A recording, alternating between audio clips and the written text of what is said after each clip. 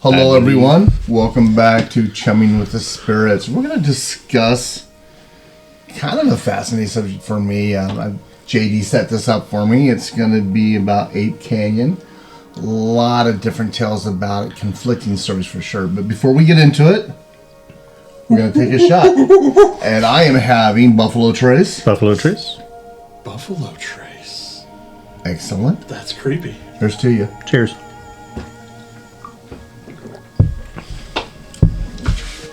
Now, as soon as this smooth stuff goes down, I can start talking. Wow. You alright? I'm better now. You're the man. No, you're the man. I'm just trying to follow you, man. So, Larry, JD, and we can call you Parachum too. That works too. And I'll just be the old guy. OG. What was that? OG. Okay. So, JD brought this up, I think about a week ago. Said, hey, why don't we do the Ape Canyon? It's something. And Parachum said, yeah, let's do that. I'm like, okay. And then did absolutely zero research on it. I've known about it for years. Yes. I'm sure you have as well. I spent a day and a half doing even more research, reading books, watching videos, seeing documentaries about it. And the one thing I can say about Ape Canyon's story is there's a lot of conflicting stories. Yes. Yeah. So I figured, you know what? I'm not going to read Jeff Beck's book, but I'm going to look at Fred Beck, the guy that wrote it, and read his tale of it. First question I have before we get into it and all that. Was it scarier when it happened in person for you? So I was happening in 1924. 42 years later, I was born. So, fuck you. Yeah. Old guy. And I say that with love, as much as I can muster. But, I mean, keep that in mind as we talk. 1924. Yeah. July. The reason why I bring that up is this wasn't as well known. Because Bigfoot, the Patterson-Gimli film is like the biggest thing. That's the video of the actual Bigfoot in Northern California. That did not come out until 1967. And neither did the term. Remember that they were called something else. Yes. Well, that's why it's called Ape Canyon. Yeah. And most documents they call them the mountain devils is what the term. And then there was a different even Indian, the group of Indians up there called them something else. Yeah, they were known as a large tribe between 7 and 8 feet tall. That the Indians said it was a tribe with hair, that they had so much hair because they were wearing animal skins that basically kept to themselves, and they dwelled into the fissures and the caves, but they would be gone all day and they come out at night. They were nocturnal and do their hunting, and the Indians were pretty terrified of them because they said this tribe had mystical powers that put spells on them and stuff. Yeah, they can will you to die. Mm-hmm. They can mimic any natural sound in the forest and throw their voices, which kind of correlates right? And physically beat the piss out of you. 7 to 8 foot tall, considering the average height of Native Americans was probably 5'2", 5'3". Right. Yeah.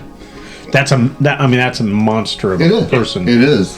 And, even now, 7 to 8 foot, that's Shaquille O'Neal. Shaquille O'Neal plus, right? Yeah.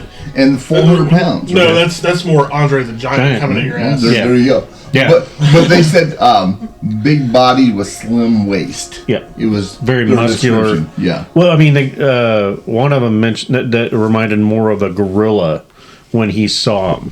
Yeah. You know, the build. When you look at a gorilla when it stands up, they're very narrow-waisted, broad-shouldered, but muscular. Short legs. Yeah, short legs. But a gorilla, even a silverback, they're only about 6.5 foot tall. They're not 7 to 8 foot. So and leaving tracks up to 19 inches. Yeah, on average they're like 14 to 19 inches. Yeah, which is a massive foot. That's a big boy. Yeah, 7 to 8 inches. Some of them are four-toed, which I find interesting because it goes back to the Boggy Creek of if it's a small group of primates or natural creatures, you start getting deformities in feet and that because of inbreeding, because you don't have a large population. That's right. Which they we talk like, oh yeah, that's just common knowledge, but they had no idea about that. No. And that's how a lot of the fake footprints are found out, because they didn't know about the carpal, the mid-carpal, metatarsals. Yeah, metatarsal, where the apes and these have a crease in the middle of their foot. Where the pad is? Yep. Yeah. Well, it's more towards the arch, because their foot can pivot. The bottom of the pad. Yeah. Our feet can't do that. So, dermal ridges is the other big thing that people don't realize, that they've gone back and looked at a lot of these prints from the 20s, 50s, 60s, and 70s. You can tell the fake ones real fast because they don't have these characteristics. There's no dermal ridges. No, it's just flat. Yeah, for sure. So, and you know, another thing, which I found kind of compelling to today's people that are into the cryptid, Bigfoot, if you will, is they were talking about the fur that they were black, but there was some brown tint, and when they'd only described brown in the furs when they come out of the woods or out of the shadows, then the black would start turning brown. They were saying black with brown. So kind of the camouflaging. Yeah, I mean, that could be some sort of, I don't know if it would chameleon. be considered phosphorescence, but it could also just be I mean, we have colors now that look dark when there's no sunlight on it.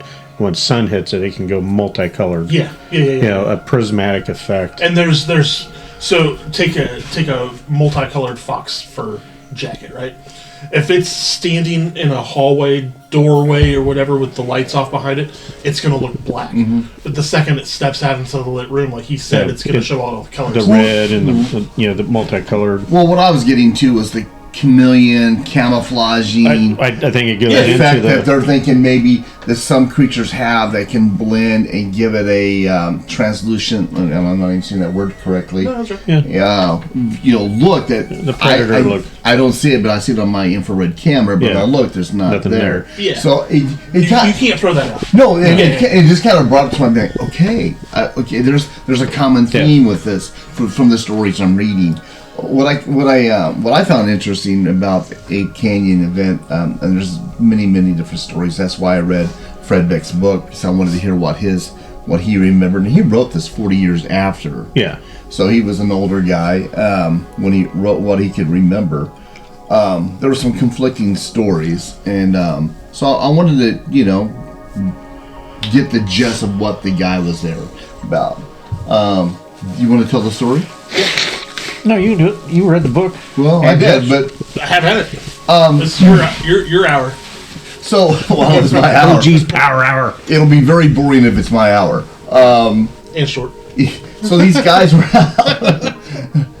No, we can leave that alone. So the guys were out prospecting. They've been working that claim for 6 years by Lewis River, where they built a cabin, which had been there for a while before all this event happened. Right, and they said the cabin was very sturdy. Go ahead. So I just have a quick question, because I'm sure a lot of people out there are going to be like me when it comes to knowledge about stuff like this, like claims.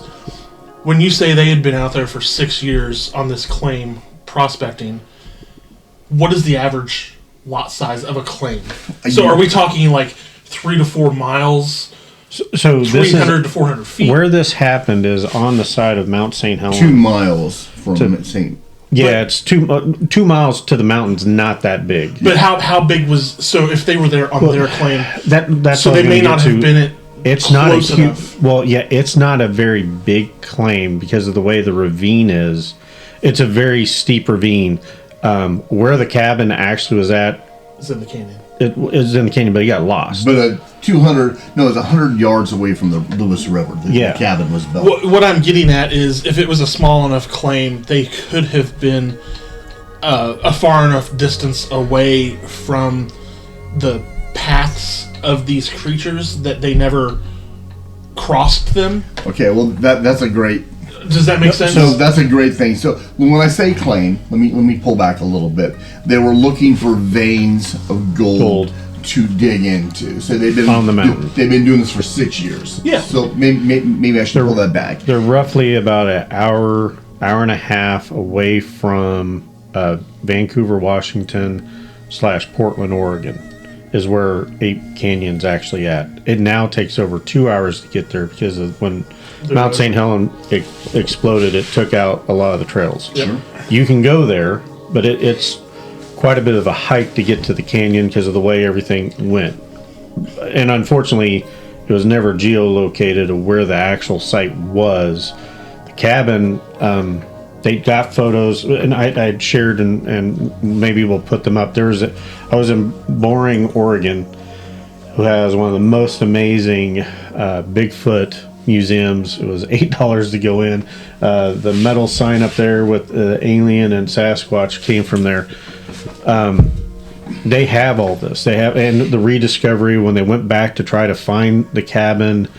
I mean, because as people start talking about Bigfoot, there are other stories that predate Patterson-Gimli, which actually kind of inspired them to go. Portlock. Which I would love to talk about. Yeah, that'll be another episode. Yeah. But Ape Canyon, and again, they were calling mountain doubles. Yeah. They talked about it right away. I mean, it wasn't like they were being shunned either. I mean, people were listening because weird things had happened. Yeah. But at that moment in time, that is a huge amount of wooded area to go. The ravines are super steep. If you go over into one of the ravines, the odds of you being found were slim to none. So, taking into effect the timeline that we're dealing with, 1924, do you think it was taken on better by the Associated Press and all that kind of stuff that it got publicity for, or from, because it was in the rise and kind of peak of spiritualism movement? Do you think if it had happened 100 years before then, or I'm sorry, let's say 40 years before then? Actually, no. Pre-Civil War, do you think it would have been taken as serious? If you go look at even pre-Civil War mountain men dealing with bears and all that, there's stories of hairy men from the newspapers. Okay. Of people exploring. But the difference was back then they just assumed they were hermits. People would just wandered off in the woods, decided to live, let their hair grow. So they thought they were people that just kind of lost their mind. Yeah. There's records early 1800s of that. But not being attacked. Oh no, some of them were attacked depending on which stories you read. Some would kidnap. No, I was just trying to see, pick your mind, see if there was a correlation between the two. What's weird is when Patterson-Gimli did theirs and got probably the best evidence of a creature, that's when it really split. That it went that if you believe that, you're a crazy person. You're a crazy person, you know. And that before that, it was very. I mean, people talked about it. Sure. I mean, It was all Hollywood. It was all Hollywood makeup. Guy in costume. Yeah. But I mean, people talk about it here, whistling in the woods, just and all Carl that. out Which is another thing about this story. When they were out looking, and supposedly Fred was clairvoyant, and they believed him. And maybe he was. I have no idea. Didn't know Fred. If you read his book, it's a short read, which is perfect for me. It's like reading a comic book, right? So it's a great read. He talks about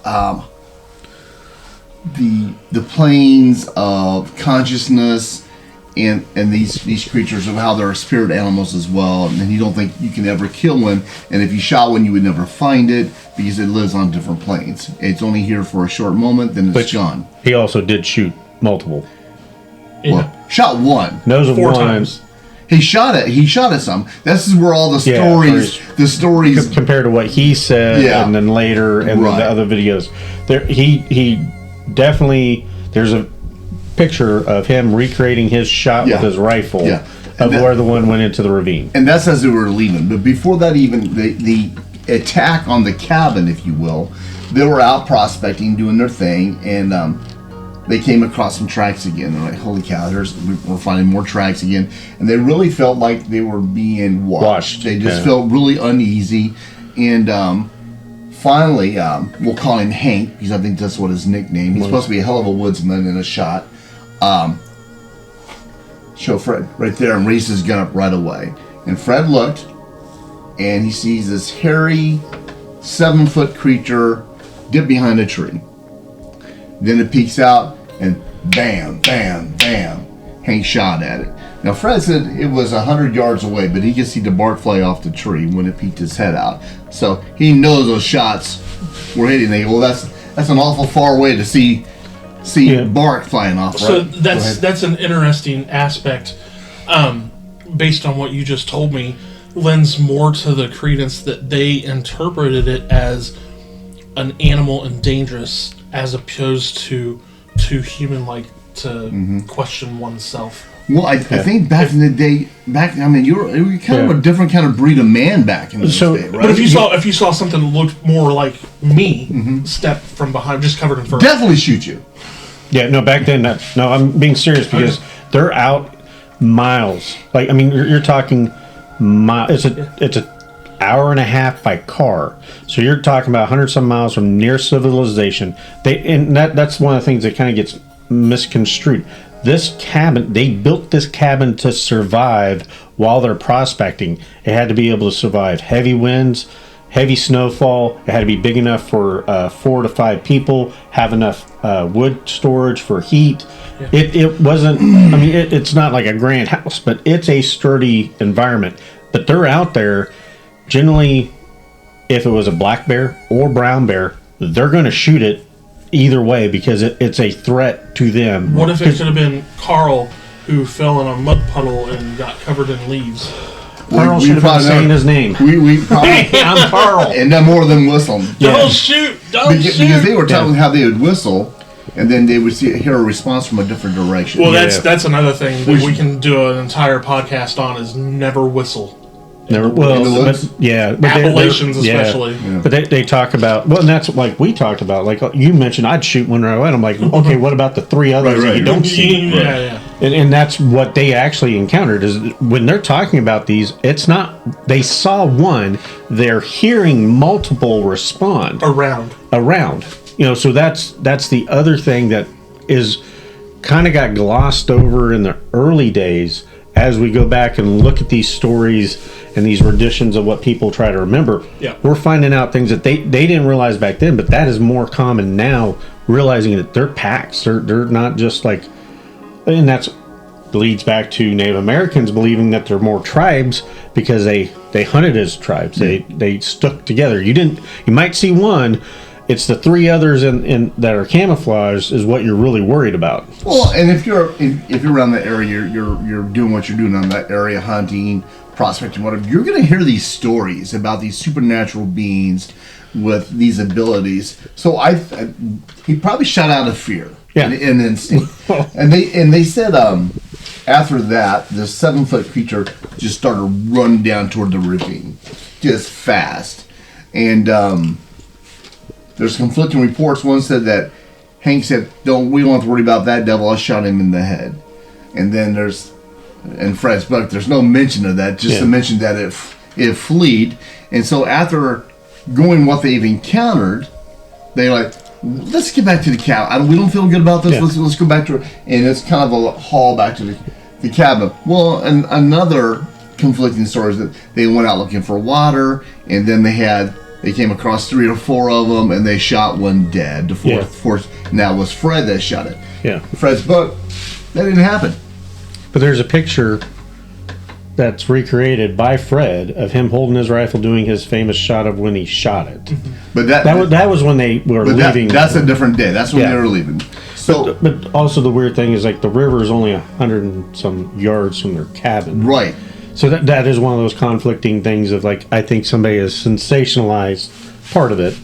And you also have a guy 40 years later recounting this story, right? But to be honest, though, with the videos and that of people have caught of possible Bigfoots, how fast they move and how silently they move through the woods.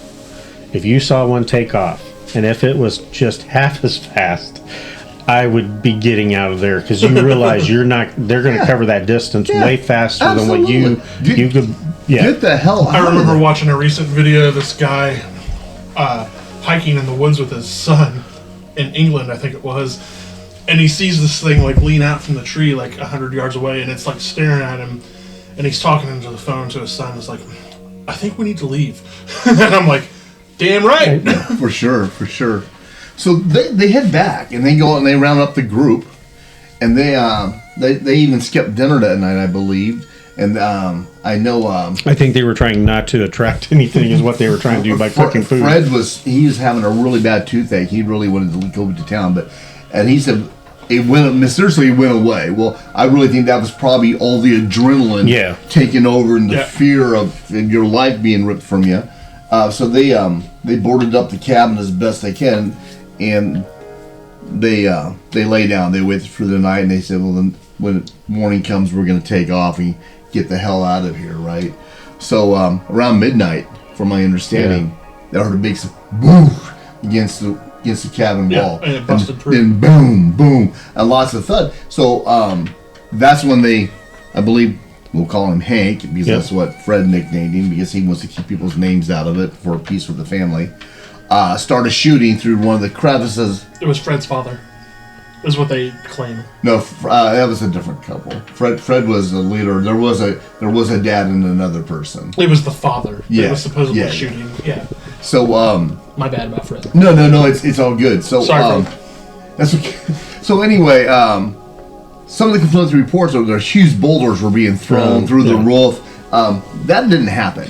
And they went and took pictures of the cabin. Yeah. There was the big one was there was a big dent in the vent for their chimney of where something hit on the roof. That something was thrown very heavy and dented this. You can show that picture of that. Yeah. So I mean, something was strong enough to be chucking probably 20 to 30 pound rocks, which bears generally don't throw rocks. Mostly humanoid people do that. Right. To throw 2 stories up. Yeah. No, I mean, it's not 10 yards away. Yeah, but the story is that they started shooting at the roof because they heard them climbing on top. Yeah.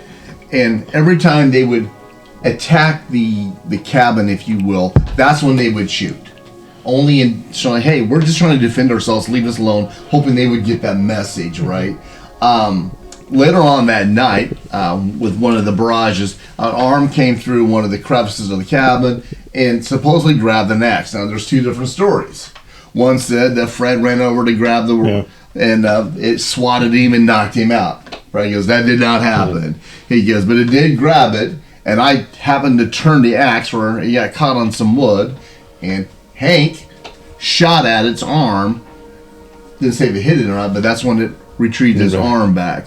And again, that's when they would shoot. So all night long, pitch dark in that cabin. Yeah, because there's no light, right? They didn't want to turn lights on. Well, because they didn't want to be able to have them see in and them not be able to see out. And you're getting attacked, and the only thing you can do is shoot back. Just leave us alone. And during that time, Hank is singing a song. If you leave us alone, we'll leave you alone. We'll leave in the morning. And he wasn't doing that as a joke. He was doing it like hoping that they would be able to communicate. Like, we're just trying to get out of here. So. Do we want to? I don't want to shorten the story anymore until the next day. Did you want to add to that? Well, I had a question to bring up before we continue on with the stories. I wanted to get your guys' take. So, my theory on why they may have encountered them out prospecting, because they had been out there for 6 years on this claim with no interaction. Do you think it's either they didn't experience that because it wasn't part of the migratory or path that group of Sasquatch or Bigfoot usually took and they diverted for some reason, or had they recently either dug into a spot that was too close to a dwelling that they had never gotten to before, or started using munitions, dynamite and so forth to blast away, and it triggered a defensive mechanism in the species that they hadn't potentially tapped prior to. Well, during that day, when they were spooked, they kept on hearing big, solid thumping sounds like something was beating its chest. Well, we know Ape, do that, and they pound on their chest, and it's kind of, I don't know if they were... Or it could have been tree thumping. Yeah, I don't know if it's tree knocking or rocks clacking, but they were talking how that spooked them. Did they get too close to them? Well, the Indian tells that they did live in those caves and around that area. So that could have been it. And like you said, they were looking for gold veins in the rocks. So everything you mentioned could have been possible. Right. Like because they had been searching that area. They've been going out there and checking for up to 6 years roughly 6 years, because they never got the gold out. They found the vein, but when they found the vein is when they really started having all the problems. Because when it got real bad in winter, they would leave. That's another interesting thought process is, does gold mean something to Bigfoot, Sasquatch? They got too close to the source and they're like, you're not taking this from us. Could be, or maybe they're just looking as you're desecrating their area. You're messing up to your yard. Or you've gone too far. You came into our area and we're going to defend this area, which we believe that does happen. Yeah, I think it's territorial. Yeah, so it could have been a territorial thing. Because I know, I could be wrong, this might be oil that I'm thinking of, but I thought gold was referred to as blood of the earth. Is that oil? It's probably oil. I think it's oil. Well, I was thinking, well, if they believed in Gaia and all that kind of stuff, and I'm going down a rabbit hole. There's some tribes that thought they were nothing. They were spiritual guardians of the forest. Yeah. There's a lot of different stories. Some are they're just a tribe, you just leave them alone. Some are cannibalistic. So I wonder if there isn't different types throughout the United States. I would assume there would be. It makes more sense. It absolutely does. And I'm just trying to wrap my head around, if you saw this, who cares how much gold is? Does the gold fever have you that attracted? And back in the day, yeah. Yeah, and this Fred guy was such a character. He said he's a clairvoyant, and he was being led to the gold. And when they finally found it, because of Hank cursing out the spirit that led Frank there, that led Fred there, Hank started cussing out the spirit, and when they found the vein, Indian spirit said, "You found it, but you'll never take this with you." You and then all this crap went down. So there's some truth to that. Well, tell me, I think you are a hunter, right? I used to hunt. What would you do? You're looking for something, you come across something, you're hearing pounding, you're hearing whistles, you're finding tracks 19 inches long. Multiple tracks, not just one. And they found one 147 feet out into wet sand. Yeah. There was no other footprints. There was 2 of them. They were 19 inches long and they were 4 inches deep, but there was only 2 prints. How is that even possible? We're talking a wet, damp sand area. Yeah. What would you do?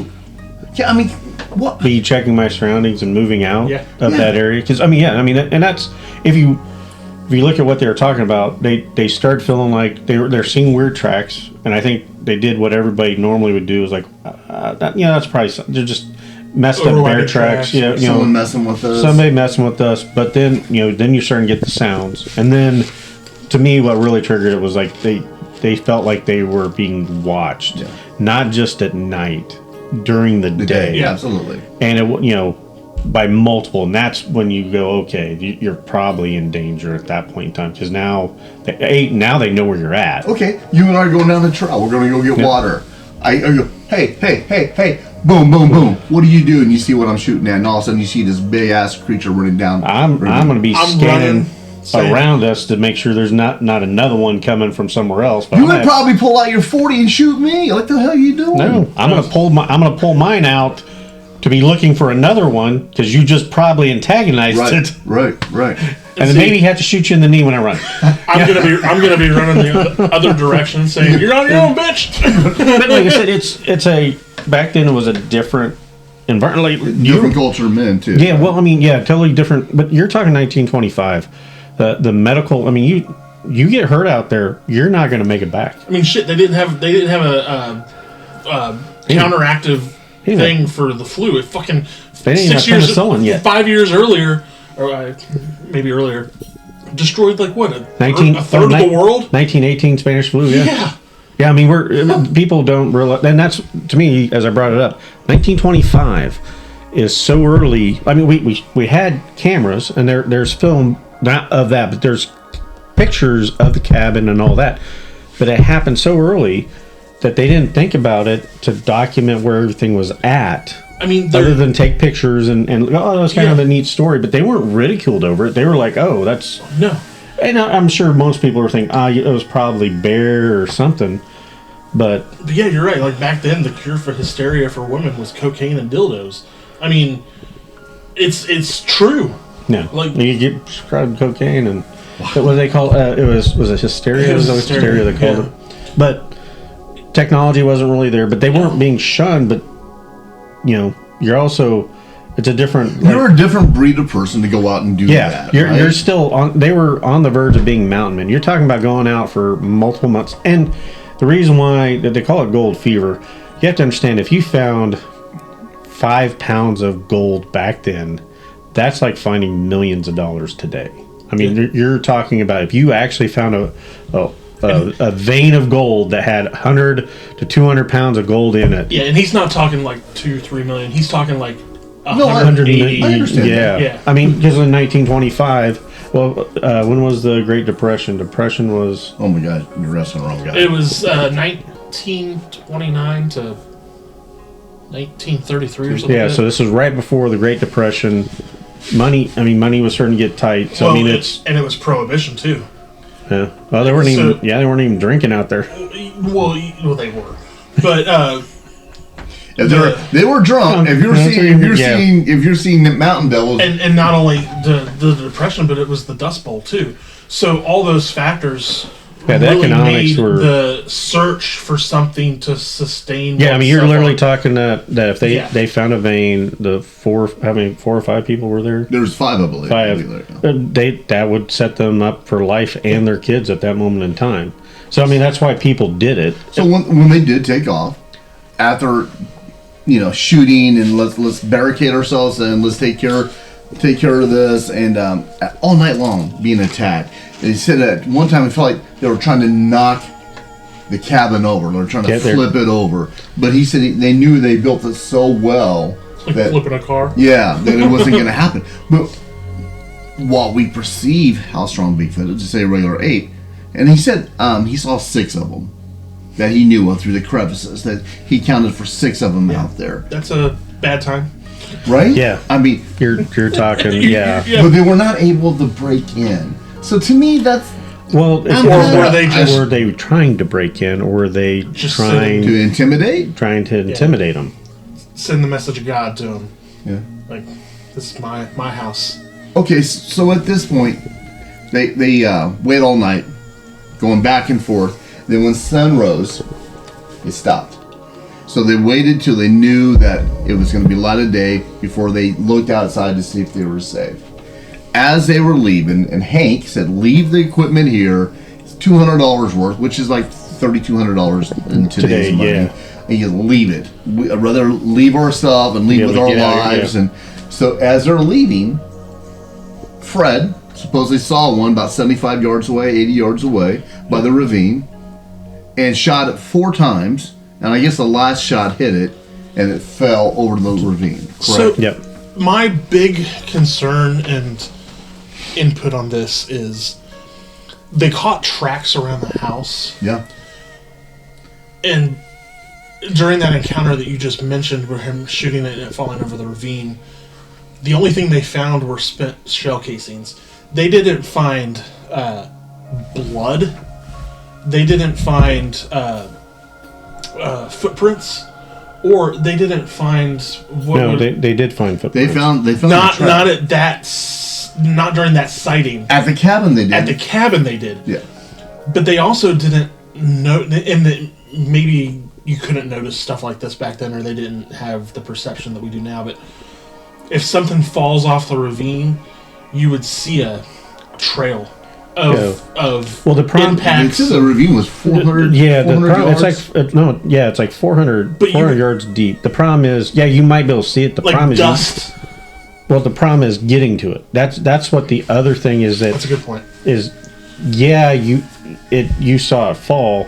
How are you going to go down there? Because these are very steep. Yeah. Yeah. Per his story, I don't know if it was the next day or 2 weeks later, but Fred went out. There was 2 rangers. Yeah, I think it was the next. And they couldn't find the body or what. Yeah. So I stopped here because it became a big story. Do you think it happened? Well, yeah. I mean, obviously. Do you think it's real? You think it's a made up, a drunken stupor, a bunch of miners out there, based on something that happened later in history that we're gonna touch on, in regards to Ape Canyon.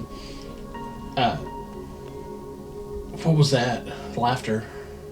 I didn't hear it, but maybe the camera picked it up. I just heard it. I heard that. Was my chair. Okay.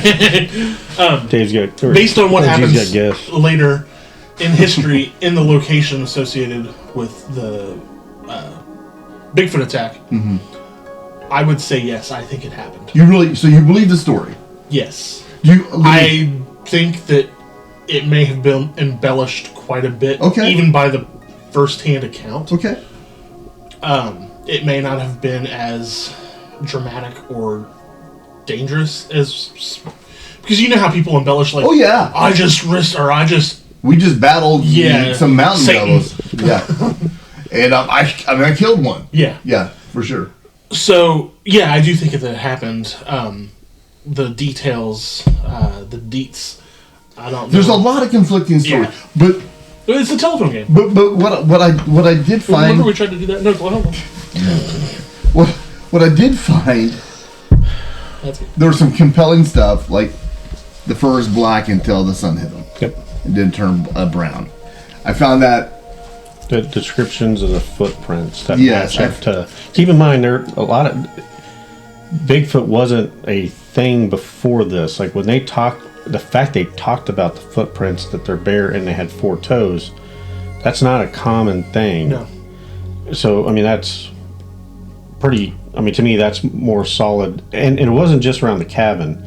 They were seeing him where they were walking around. Yeah, that's right. So, and that's what kind of spooked around them. The ravine area. Absolutely. Because it looked like they were being... 2 miles just outside Mount St. Helens. Yeah. Which... I didn't know the geography of this until I started researching. Yeah. In his first-hand account, and it's on the backside of the Mount St. Helens. A lot of people don't realize where Portland and Washington, right? It's Washington, right? It's toward the inland, right? Well, yeah, Portland, Oregon, and then Vancouver, Washington is right by the inlet.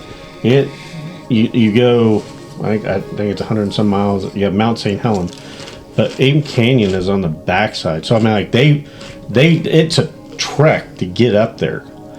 And that's why, again, they go up there, they'd stay for so long, and they come back.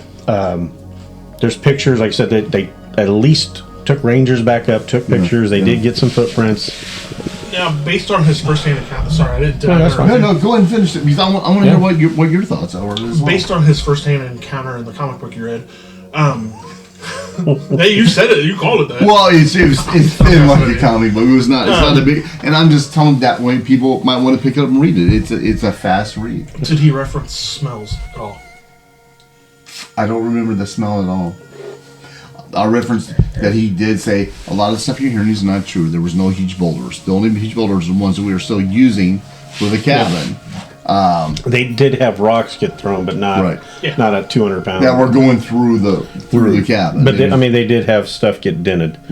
But go back and look at those pictures I sent you. I don't know if you've been out there for like 6 months, if their smell was much different than what they would have been smelling out there. That's a valid point. I mean, you look at those pictures. You're cleaning yourself in a river where, Yeah. trout are not the most great smelling. Yeah. I mean, because you look at those pictures, they look pretty rough. Yeah. Okay. And that's after they've already been back to the city and got cleaned up and went back to recreate it. They look rough. That's a valid point, because, it wouldn't be it's not like, like us, Well, some of us, dead animals totally different than wet dog. No, it does smell like wet dog, and it's dead. Yeah. So we're gonna take a 5-minute break, folks. No, we're not done. Okay, we're not done. Never mind. So I want. What's your thought? Did it happen? Is it fiction? Is it non-fiction? I mean, what's your theory? I think some of it was embellished. The event, I think it actually happened. To what extent? To what extent is I think they had multiple things attack the cabin. To what extent, I don't know. Did they shoot one? So you're saying multiple species, like not even like different Bigfoot species, but it could have been No, a bear mixed in there or something? No, I think he means the whole thing. The whole thing that I think they encountered. I mean, it could have been a mixture of bears and that they're seeing. Do bears get along? Bears different species of bears get along? No, not really. Yeah. Almost all of them are territorial. Yeah, but that also leads into something else. That if you have a large ape-like creature that can be in the same area as a bear, it's got to be able to either defend itself or be able to run away. Either way, that means it's either moves really fast or it's really friggin' strong. Not a good combination. But I've hunted. Yeah. Weapons. If you line up a shot, you know what you're shooting. I mean, that's when he described it as. What I thought was interesting that they used the comment that they were hairy, like they were almost wearing animal skins. Yeah. And he mentioned, also, like mountain gorillas were unknown until 1966. Until Sigourney Weaver found them. Yeah, that's true. That's fact. That's fact. That's absolute fact. So, there were gorillas, lowland gorillas. We didn't know about mountain gorillas until then. The fact that he even mentioned that they looked like gorillas. So, what is, for people that might not know, if you could elaborate a little bit on that, is there a discernible difference between a mountain gorilla and a, what was the other lowland gorilla? Lowland gorilla? Mountain gorillas are generally physicality. The mountain gorillas are generally the silverbacks. They're a little bit larger. Okay. Very up to 6 feet tall. Very aggressive. Yeah, 6.5 foot tall when they stand up, and they are muscular. 400 pounds. Oh, easy. Yeah. Four to I think they go to 4 to 6. Yeah. Well, I can tell you the one I saw at Omaha Zoo. Yeah, and it was the most intimidating gorilla. That was probably a lowland gorilla, though. No, most of the ones that they have now are usually silverback. They're mountain gorillas. So, like the Rampage movie with Dwayne Johnson. Yeah, that was a mountain. Yeah. Okay. This thing was huge. Yeah. No, I feel like, and I've already talked about this on the podcast. I feel like I'm a strong guy. I feel like I'm stronger than a normal guy. And I feel like I'm an aggressive brute of a person. I saw this gorilla through the glass that was from me to the camera, and I was like, "Good God, this thing, it would peel me like a banana." Yeah, I'm seriously, I'm just holy. And most people don't realize like a chimpanzee will peel you like a banana. Yeah, oh God, they have the strength of 3 men. Yeah, no, I mean people don't understand. Chimpanzee peels off your face. Yeah, and eats it, right? Yeah, and your fingers and everything else. People don't understand the. So what would you do? Shoot. And run. Right. It might be you in the knee. Yeah. But I mean, so what would be your? This is a random question, but what would? Okay, sorry. No, we're talking about if you encounter, from what I have perceived from all the research I've done, you would stop, drop. You would slowly back up. You would be scanning your area, and you would put your weapon at low ready. So, but because if something happens, it's going to happen fast. If most of the stories talk about, they make themselves known to get you out of the area. You're encroaching on them. Yeah, I think there's a blank in there because people kind of forget about all the missing people. If that creature wants you gone, you're gone. You're pretty much gone. Absolutely. So put yourself. So that's in today's day and age, yep, with the weaponry we have available now. Put yourself as a frontier explorer back in the mid 1700s, and all you have is a flintlock rifle, and you see one in front of you, and you can hear them all around. Do you still ready and aim and fire, even though like you got one shot? No, because what are you gonna like? He says, what are you generally gonna do? Have those guys back then generally had a rifle, 2 pistols, and then they had a knife.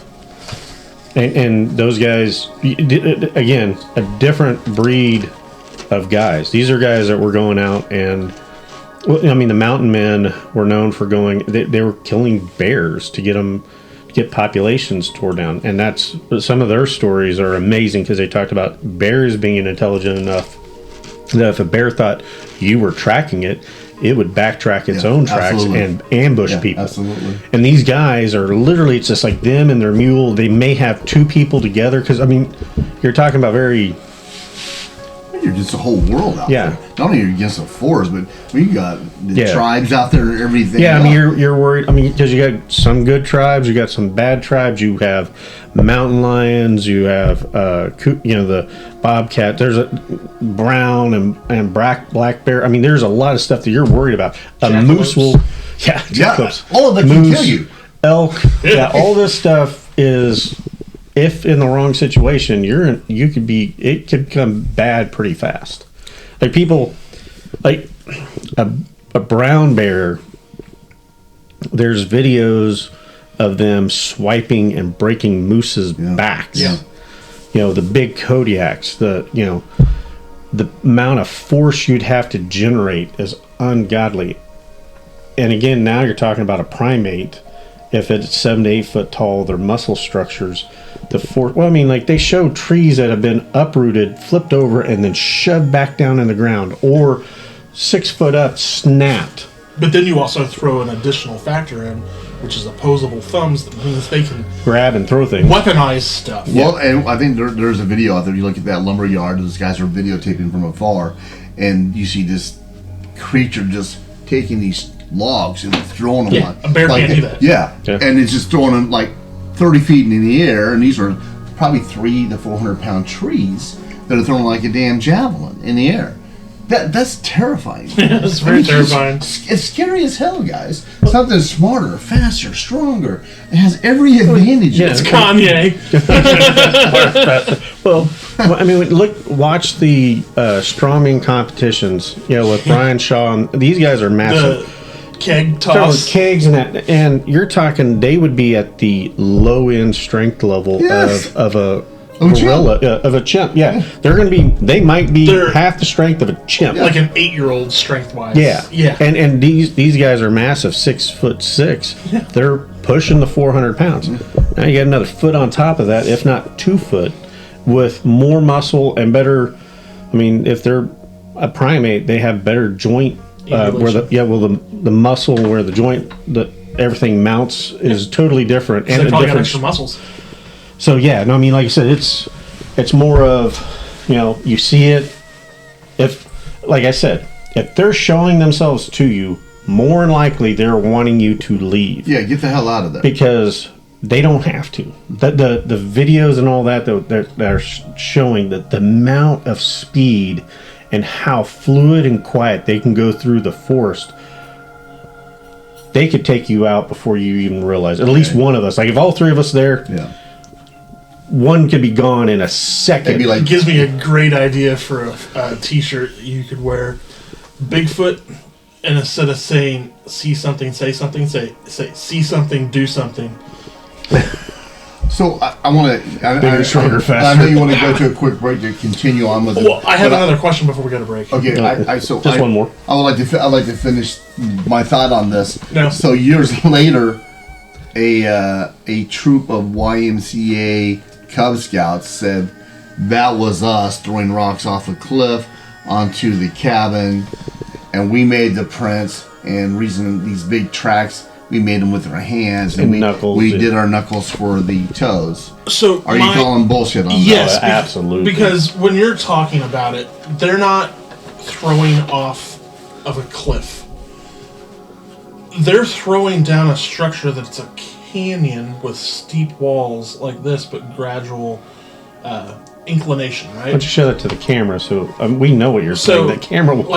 instead of a sheer cliff that's up and down, where you could physically throw something, 10, easily 15 right, feet, straight down, and on top of a structure. But when they were on top of the canyon walls, the cabin was down in the heart of the canyon. They would have had to have checked it 200 or 300 yards to get to hit the roof. So you're basically saying bullshit. Yeah. On that possible scenario, yes. And where they were at for them to come across them. And again, different world. You would not prank people you didn't know out in the middle of the friggin' woods. Now they're shooting at you. Yeah. And that's the other thing is like Fred had mentioned he had shot, and he mentioned multiple times that Hank had shot. These are guys that aren't going to shoot something unless they think it's a threat or, Well, that's a good thought. So, that's a good thought. So these kids were they're trying to get part of the limelight, saying that they're the ones that did it. But now it could go. Sorry, no, go. I'm bad about interrupting. Hey, what? Well, I do it to you all the time, so it's okay. Yeah. That's what I was told. You could go. This is a far stretch, but there are phenomena that have happened in history called combined phenomenon with an skyquake and rock falls, random rocks falling out of the sky. So maybe it's a tremor in the time-space continuum or something. I don't know. A portal. I don't know. But it could you possibly say that they didn't actually encounter any creatures?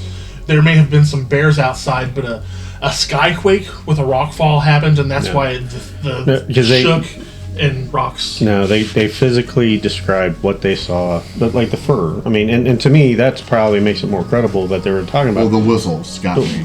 The whistle, well, the fur that looked black until it came out, and then it was a brownish, which is stuff we're hearing now. Yeah, but why would you make that up? I mean, like that oh, no, it's just black. I mean, there's a lot of things that you could make up, but the fact that now, like a lot of stuff that they did say correlates to more stuff now that we now realize are a little more significant, because it's one of those things like, well, why would they add that?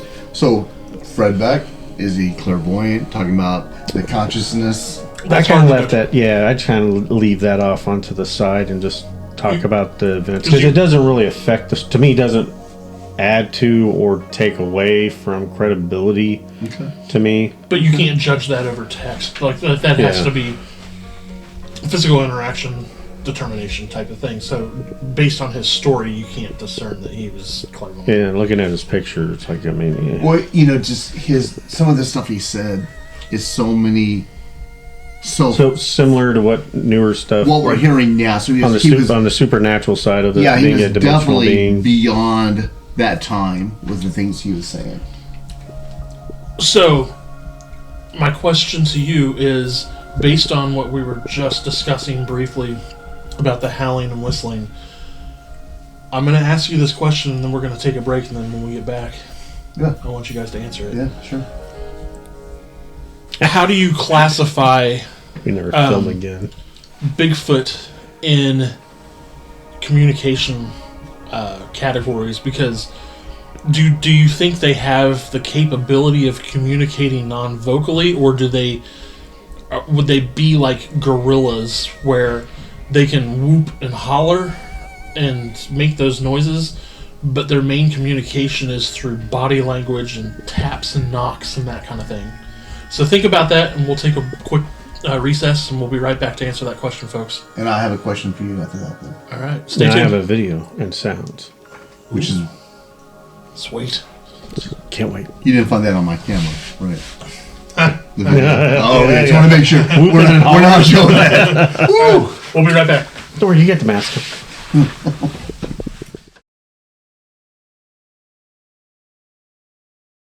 All right, so we went and got our snacks, filled our drinks back up, and thanks to our sponsorship for that. Yeah, for the cookies and the chips and the chili and the chili dogs. And shout out to Liz's Kitchen, best cookies I've ever had. Amazing, 100%. Definitely eat here again. Yeah, and our crackers, right? Oh god, don't even get started on those. I went through withdrawals. Yeah, that's bad. I was doing that. If you get some more of those, and the thing, and I know you didn't, the cheese ball that you make with it, but also the sharp cheddar cheese sticks with that. Yeah, it'd be good. It's unbelievable. Yeah. I mean, your gut's screwed for it. She is treated us so well. I mean, I got at least 15 pounds of show for it. It's so good. I saw the end of that podcast. I just swole up like a damn tick. While I watch it, all of a sudden just. I'm like, oh my god! So good. The Punisher went from straight up and down to rounded. I used to be the pun. Now I just punish myself. With the 3D skull effect. So your welcome was back in. So I before we went on break, I asked you guys a question about Sasquatch Bigfoot communication theories and how you think they talk to one another. It's evident that they talk to each other through hoops, hollers, whistles, tree knocks. They may even have their own language that we don't hear. There's some discussions that maybe even ultrasound. Or, low sound that we can't hear. You know, telepathy. I mean, that's been thrown out there too. Yeah, but is it telepathy or just knowing somebody's body language? Okay, because body language is strong, especially if you're in sales. You've got to be able to read that. I think that's probably 70%. It's kind of like reading the room. You got it. Okay, I know who you're talking to. Your audience. And let's be honest: if you're a creature that lives in the forest, sound can be a hindrance because that would so being able to see, which most of them talk about, they have to have low light vision because they're mostly nocturnal. Do you think they're intelligent enough to do like SEAL Team 6, like that kind of shit to one another? Oh, I think pretty so. much. Okay. And I think it's probably less dramatic as that. They just instinctively, or just like, yeah. I mean, because you I think that's where you get the whistles and stuff like that. The tree knocks, like you said. The animal mimicking all has reasons to get them all in certain areas. Like I said, I think we're learning more and more. It's very rare that you're finding just that lone one. It's packs, and which would make more sense because if you want to be successful, you need more than one person to be able to get game in that. I have to throw this out there.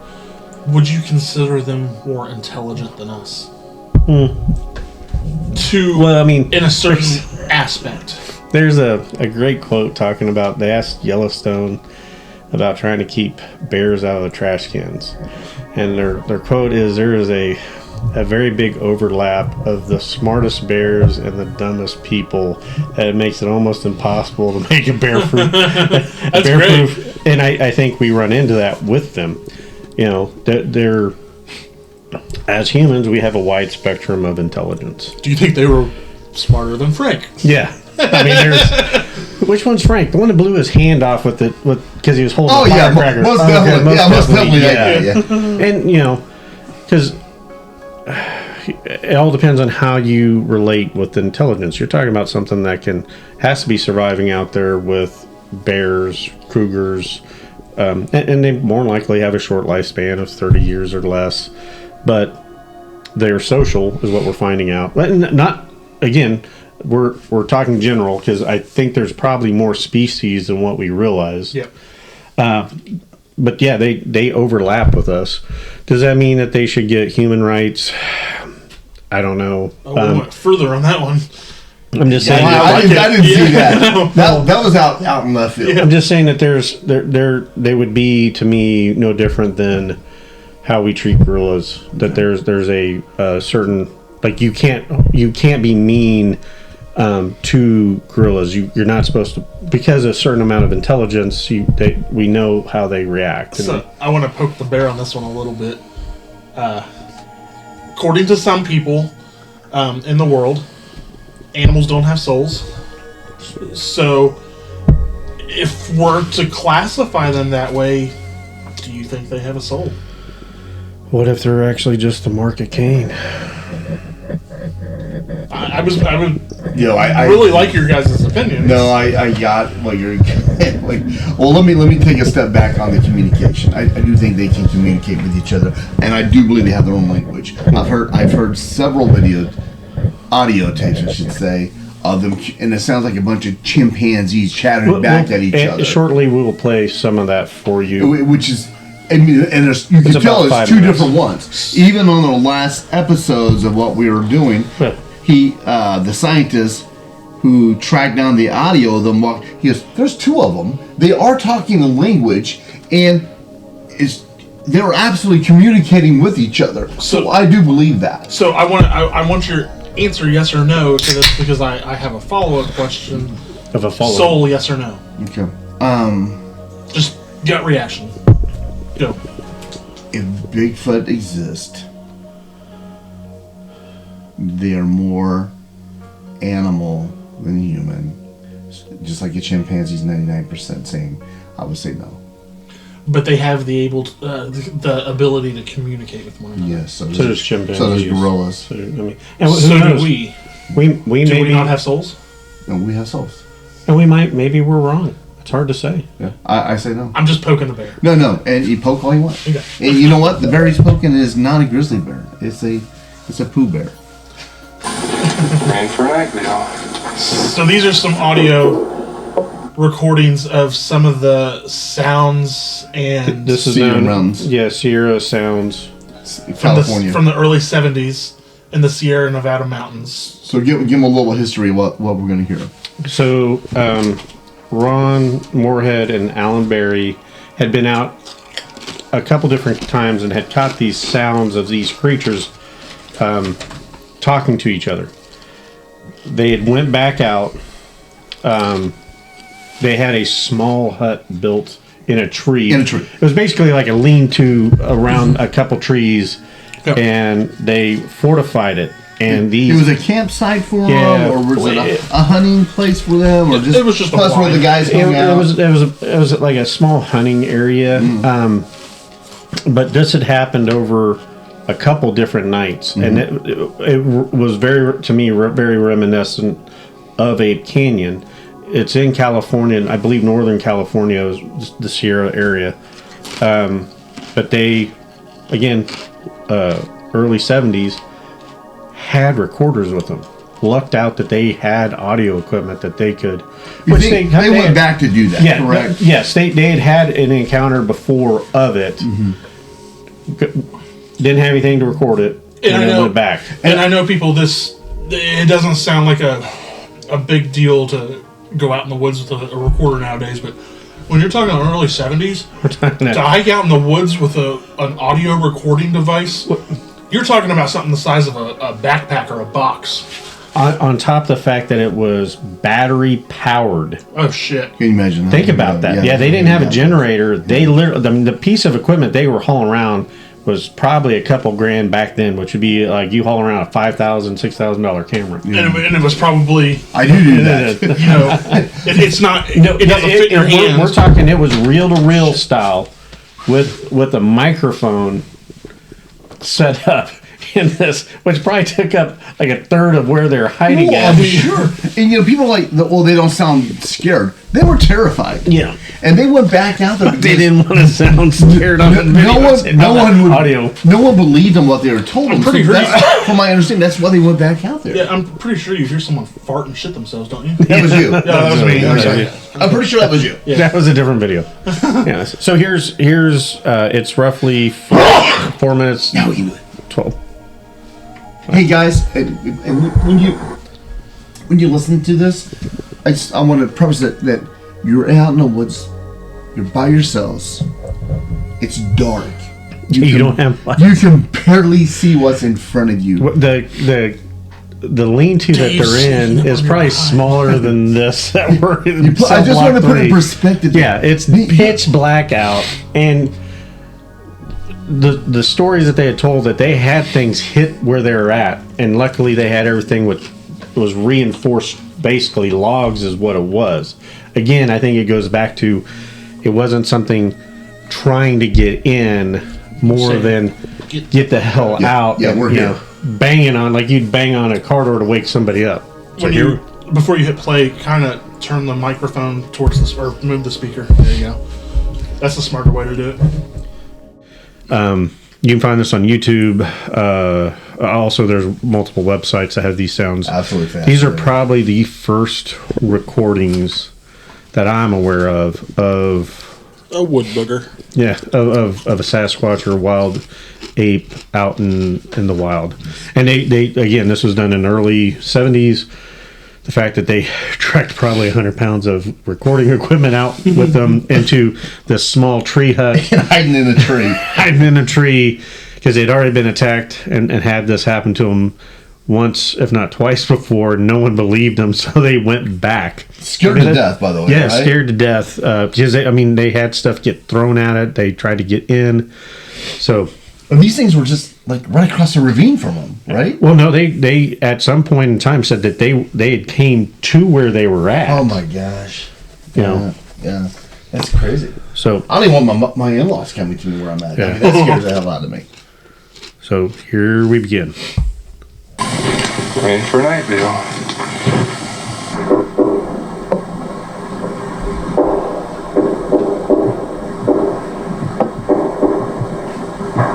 That's tree knocking, by the way. Where's that rocks? It's either rocks or tree knocks. Whatever it is, it's thumping something pretty hard. You can hear it. Yeah. Sounds like a whale. What? Yeah, she was. Like OG was saying, imagine pitch black, middle of the forest, and you're hearing this. Please try and talk to this.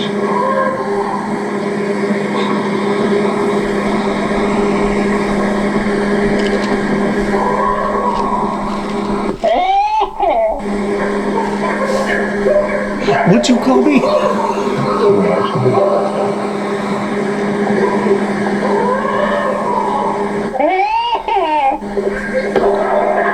This guy's got some balls.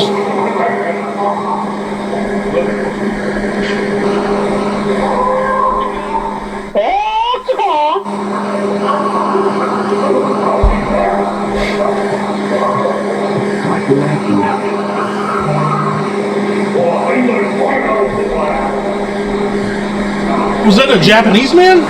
They called the samurai. He was one of the guys? No, it's one of the creatures. That's terrifying. Like, as you were saying, can they communicate? Yeah. I mean, this makes it sound like there's audible something that we don't understand.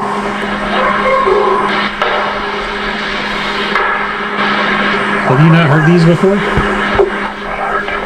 No wonder you get probed all the time.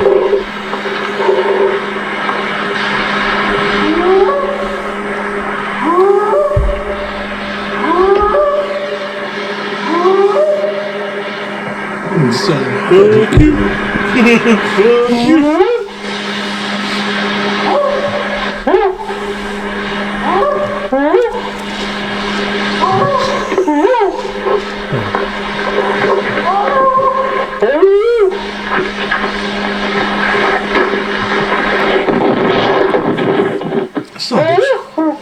Some bitch is crazy. This reminds me of something that once this gets done playing, I'll mention it.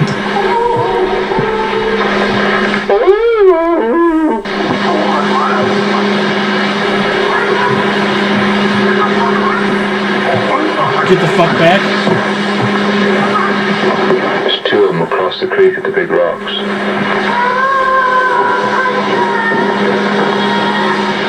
That sounds like a woman. It's a hard act to follow. It sounds like he talks to others and they talk to each other. Yeah.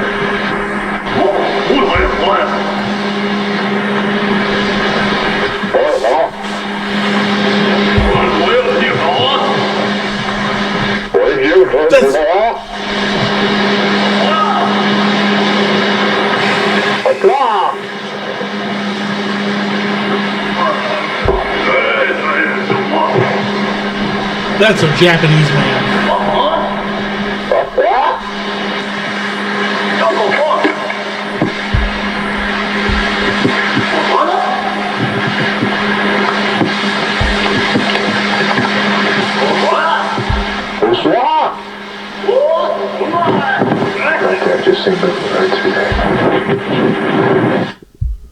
All right, folks. I gotta take a second to wrap my head around this and pee, because I've got a lot of questions. So we'll be right back. Wait.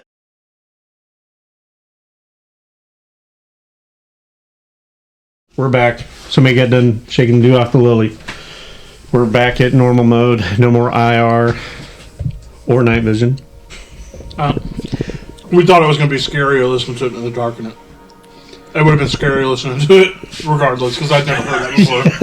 The look on your face halfway through there, like, what? It gets me every time, though. I find it fascinating. So, but you were bringing up, they've taken this sound recording and had it vocally analyzed. Yes. And even though some of the sounds come across, as you mentioned, sound almost like a Japanese bad person. kung fu movie. Yeah, bad kung fu movie. Yes. They're not in the right octave range for it to be human. That's what they. That doesn't mean the damn thing didn't learn Japanese. No, but it also we mentioned that they Gigantic Pythias. Yep, gigantic Pythias. That's pretty Where impressive. it came? Where it come from? Asians. Okay. Yeah. So you brought up they were known 135. They were known to be able to mimic any known creature. There are, when you get into the Appalachians, they talk about mimics where things say your name. Or girls crying. Girls or crying. baby crying. Yeah, baby crying. And that's or help me. Yeah. Is another very common phrase that gets thrown out there, trying to lure. But like that is a mimic. They're mimicking sounds that they have heard, which means they have heard people before. Yeah. Because a lot of it sounds like "fuck you," right?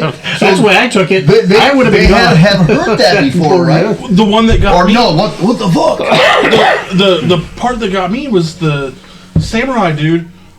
A couple of times said "hey," and that's an acknowledgement. Yep. It almost sounded like they were trying to get Us to talk that way. Yeah, the acknowledgement, and when he started responding back, Yeah. they were going back and forth. Who knows what he was saying to him? So does that mean that Japanese people came here? Maybe they encountered them through the Bangkok tunnels? Well, or something? If there is something called Bigfoot, if it is real, they say gigantic Pythias was existing. Yeah. That they would have migrated this way back from the land bridge, yeah, and because they originally were in Asia. So why wouldn't they have known that? What I'm getting at with that whole thing is that mimicry, you can't pass down mimicry from generation to generation. You can't language. Like, wouldn't they have to hear that for themselves to get the right intonation? It's the telephone game. Generation to generation, the first generation heard it. They repeat it, but it gets morphed, so it's not exactly right. So that's why they couldn't recognize the audio person. Yep. That it had just become muddled over the generations. Yeah, I think you just answered. But you can't muddle height. I mean, that's a pretty simple. Yeah, but there's nothing else around it to correlate it to. Fuck you. You do. Who the fuck? So you're saying that you would lend more towards that they could be some sort of gigantic Pithecus? Gigantic Pithecus. We have fossil records of this creature that being 7 to 8 foot tall. It was a very upright orangutan style creature. Chimpanzee.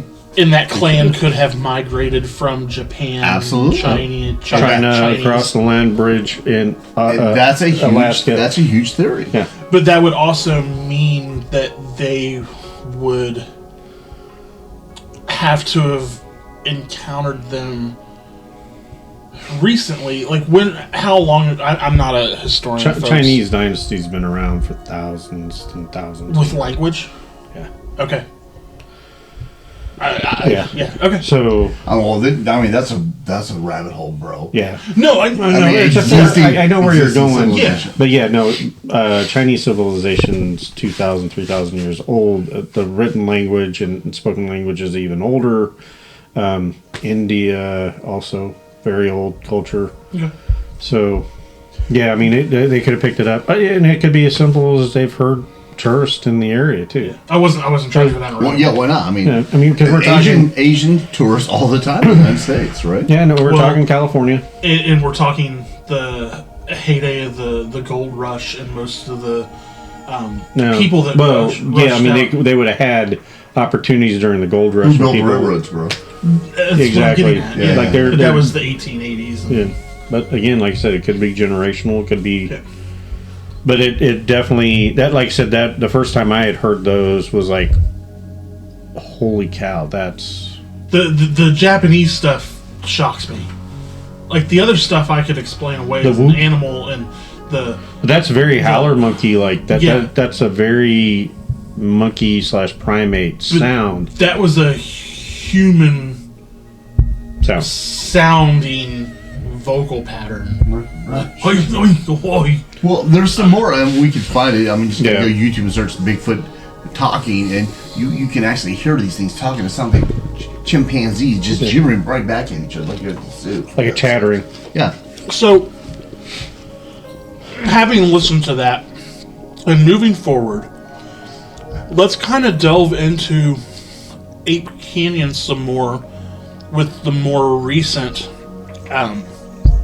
incident that happened during Mount St. Helens explosion. You want to kind of tell people about that? So Mount St. Helens exploded early 80s. I'd have to look at the actual date. I think it was 1980.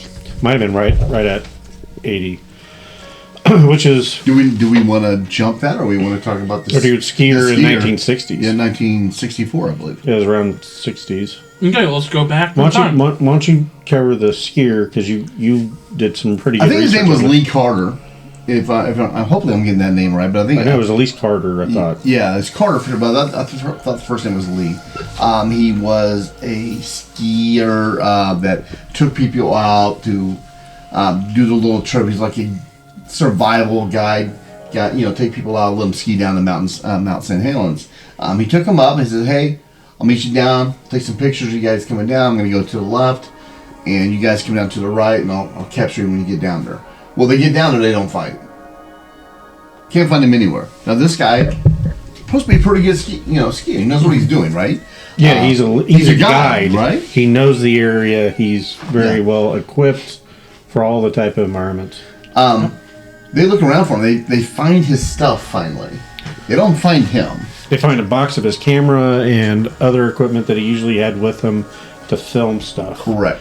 And they found the tracks of him, and these are experts that were trying to track him down. Like, he was going at a flat-out speed that he should have never been going. Yeah, on foot, not ski? No, he was on skis. There's no way he should have been going down this side. He was not doing zigzags. He was straight line booking it like he was trying to get away.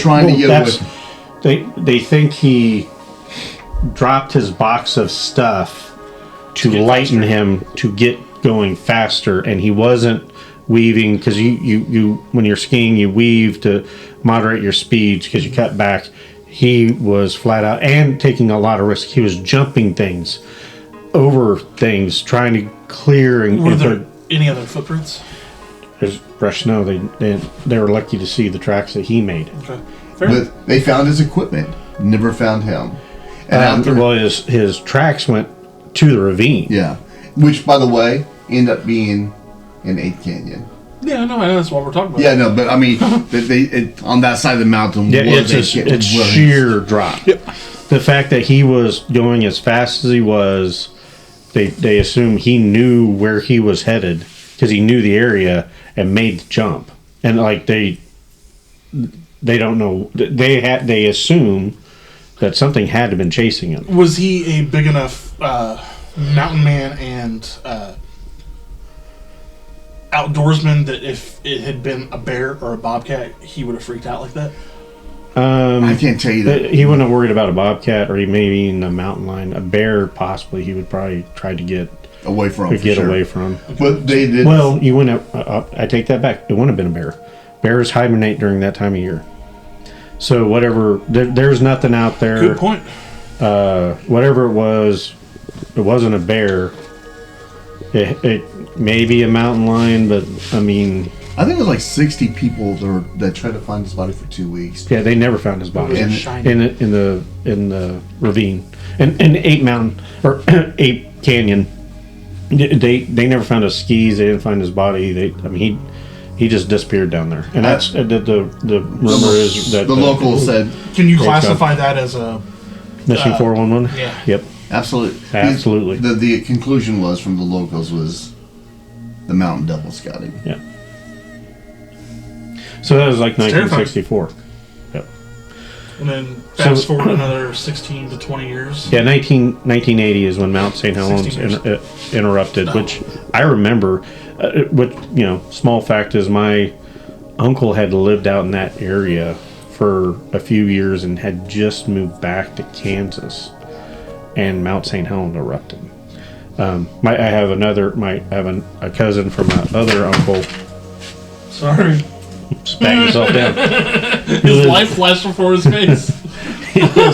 He lives up in Eugene, Oregon, and when I go up in there, Vancouver and all that, he's taking me to Crater Lake and all that. We've kind of talked about some of that, but Mount St. Helens, when it erupted, there are stories of the FBI and CIA pulling bodies of Bigfoot out. No photos. Eyewitness accounts, right? Yes, there were eyewitness accounts saying that they had very large charred bodies that were hairy being pulled out. Now, because when the mountain exploded, it wasn't just there was mudslides, there was lava, but there was also CO2 that killed a lot of stuff. Like I can see the being abnormal as the large, but if a body's charred enough from a volcano eruption, how can you correctly identify hair on a charred body? We're talking. They weren't burnt. They were singed, not covered in lava. Not okay. So I mean, if you look at wildfires and see animals, they're either petrified in ash, meaning the flame overtook them and killed them, or you have them where they're almost perfect because all the oxygen in the area got burned out by the fire and they suffocate. And they may have amber burned here or there, but it, and that devastation. There are photos that people took and they found later that was the last photo they ever took. It boiled the lake. There's people that died on. I mean, it's a horrific event when you actually look at it. I thought you were going to say that was the last picture they ever took because they disappeared or something. No, they died because of the volcano eruption. Oh. Like literally caught pictures of it erupting and were overtaken by the blast. When the mountain blew, it blew half the mountain out, and the concussion blast, I mean... We got ash all the way here in Kansas City, from what I heard. Yeah, all the way to Kansas. But Isn't that crazy? Yeah. The force is unimaginable. Like I remember seeing photos of aerial photos where you just see half the force just flattened from this eruption, not from mud and just literally the shockwave when it went. So, but that's one of the stories that people that survived that area. Ape Canyon did get covered. It didn't get blown up, but it did get partially covered, and that's another reason why we lost part of where... Well, it changed the landscape. Yeah. And it lost, like, a big part of the mountain as well, right? Yeah. Well, the whole side of it's going to... Not... Like I said, the Ape Canyon's still there. You can go up there. Most of the tree growth has grown back, which is amazing that you think about how fast that took. I've been to Pompeii, and when I went through Pompeii, seeing all the stuff that they dug out, which has been a lot. You're seeing these bodies is formed and you're hugging each other, basically looking like statues and stuff. I mean, just the air, just the air alone would take you out, and then get covered with ash. Can I go down a conspiratorial rabbit hole with you? Sure. Is it possible the government did it?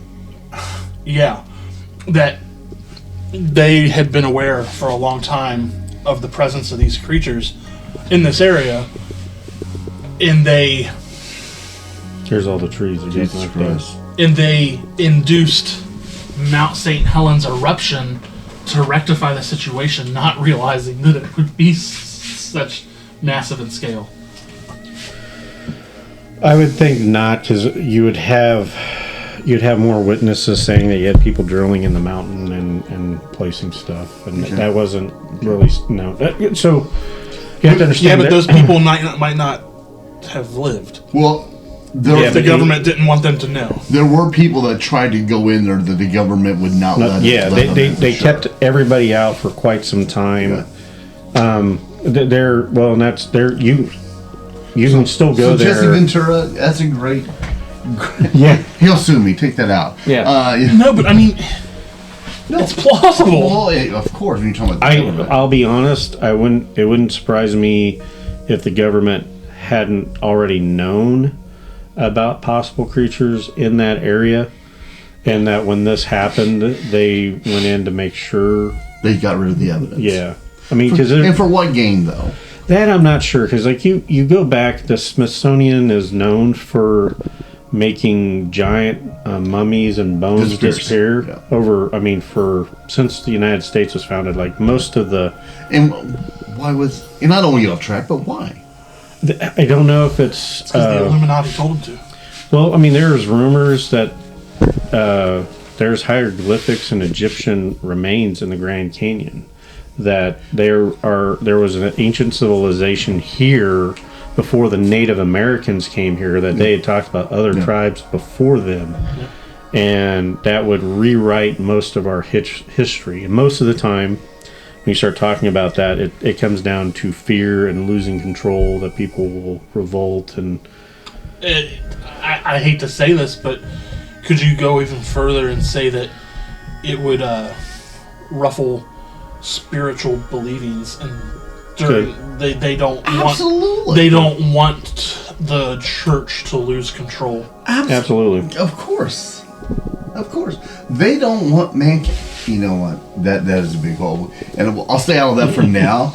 But there is like a college in Illinois called Southern Illinois, the Salukis, and has a lot to do with the treasures that the guy found and brought back to Illinois that confirms what JD's just talking about. But that's probably another podcast. We still don't openly talk about the fact that there are Viking ruins in Minnesota. That's right. I mean, that's why they're called the Vikings. The land of Vikings, right? Yeah.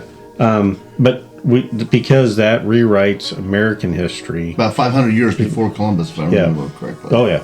Right. And they've found Chinese artifacts from like the first and second dynasty on the West Coast. Yep.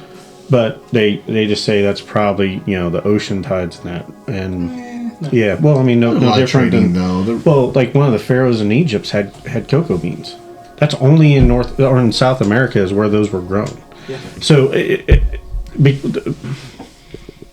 I'm going to go on a tangent here. All right, here we go. Because we did conspiracy theory. I've been to Stonehenge. That is an amazing place to be. I'm an engineering type guy. My mental mind. Oh, no. I am looking. These are ton and groove. These things are 20 tons standing upright. They're like 15 to 20 feet tall. They managed to do 2 circles and had bridge stones going across. You come back and they want you to believe that people that built the huts lived in mud huts and thatched roofs, because that's all they were capable of making. Had they came back and had stone buildings put together, maybe, but you go look at that engineering feat and then come back and tell me that it was wood and mud is what they decided. No, that's not the same people. Then tell me, because I know a little bit about Stonehenge. I've never been. Bucket list. What were those huts for? I think it was people later on realizing there was some gaslighting. Yeah, gaslighting. No, what I think it was whoever built that left, or didn't survive, and the hunter gatherers came through, saw the stones, and they are impressive. I mean, if you can only build mud huts and you're walking up to these stones that you couldn't even, with everybody in your village, be able to move one. Maybe those were temporary housing for workers or anything like that. No, because there's no other stone structures. In the fact that had there been stone structures found for housing, but temporary. But don't they also? I mean, but you're bringing people in to build this. No, because it's not that many. They didn't find that many. It's a very small. And again, but don't they also align to astronomical? The stones do. The stones align. But the huts don't. No, like I said, you have to be there. Because like I was expecting to go there, and these stones are estimated about 5,000 years old. I think they're a lot older. Yeah. But they don't, from an engineering standpoint, when you look at it and the technology, what it would take to put it up and do it, it doesn't feel old. Whoever did it had some knowledge, more advanced knowledge than what we're giving them credit for. Yeah. They want to build a mud hut. Now, wasn't those stones, and I haven't been, But wasn't those stones inside another wooden structure that wrapped around it? Yeah. No. And that was part of a tunneling system that they built to get to that centerpiece. No. Did they find? So there is a ridge that part of it's been destroyed, but it's about I think it's a mile from the. What do you mean ridge? It's literally a mound. They had a mound, and then outside the mound was a row of hedge that used to circle. So it was a big. Those circle. were the wooden poles that are straight up. Well, no, they're not poles. They're trees. Okay. The wooden poles that's wooden hedge, which is. But I thought that was surrounded stone hedge. Not, there, they don't have anything dictating the wooden. I really thought there was a wooden structure around the stone structure. Yeah. But the way the mounds and all that work, when you're standing by the stone and you look out with the trees and the mound, you can see. It used to be 360 degrees. It makes you stand out when you're on top of the mound. When you come over it, like it's clear as day somebody's coming. Okay, I think what's it for? For protection. That's a mile out. You can see somebody clear as day coming over. What's the purpose of Stonehenge? That I'm not sure. They've tried to think it was maybe a religious site. The graveyard? Well, because I haven't found that many bones for sacrifice. But what's weird about it is they've done some odd acoustic studies. And the way the stones are set up and all that, it has a very unique acoustic property, meaning that if you had a small handful of people, 10 to 20 people chanting, or clapping, it amplifies and will start reverberating. So is it spiritual? I think so. I think it was. Now we're going down another rabbit hole. Well, I'm not trying to. No, but I mean, I find you grounded. Yeah. I find you logical. You always look for in your job. You always look for the simple solution to make something function, right? There's theories behind when people get together and pray and do the reverberation. Hymns. Yeah, the reverberation. It puts off frequencies, which is energy.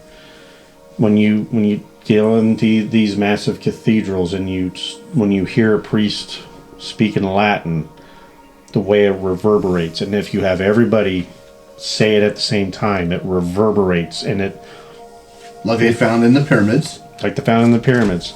Stonehenge with all the stones will do the same thing. Interesting.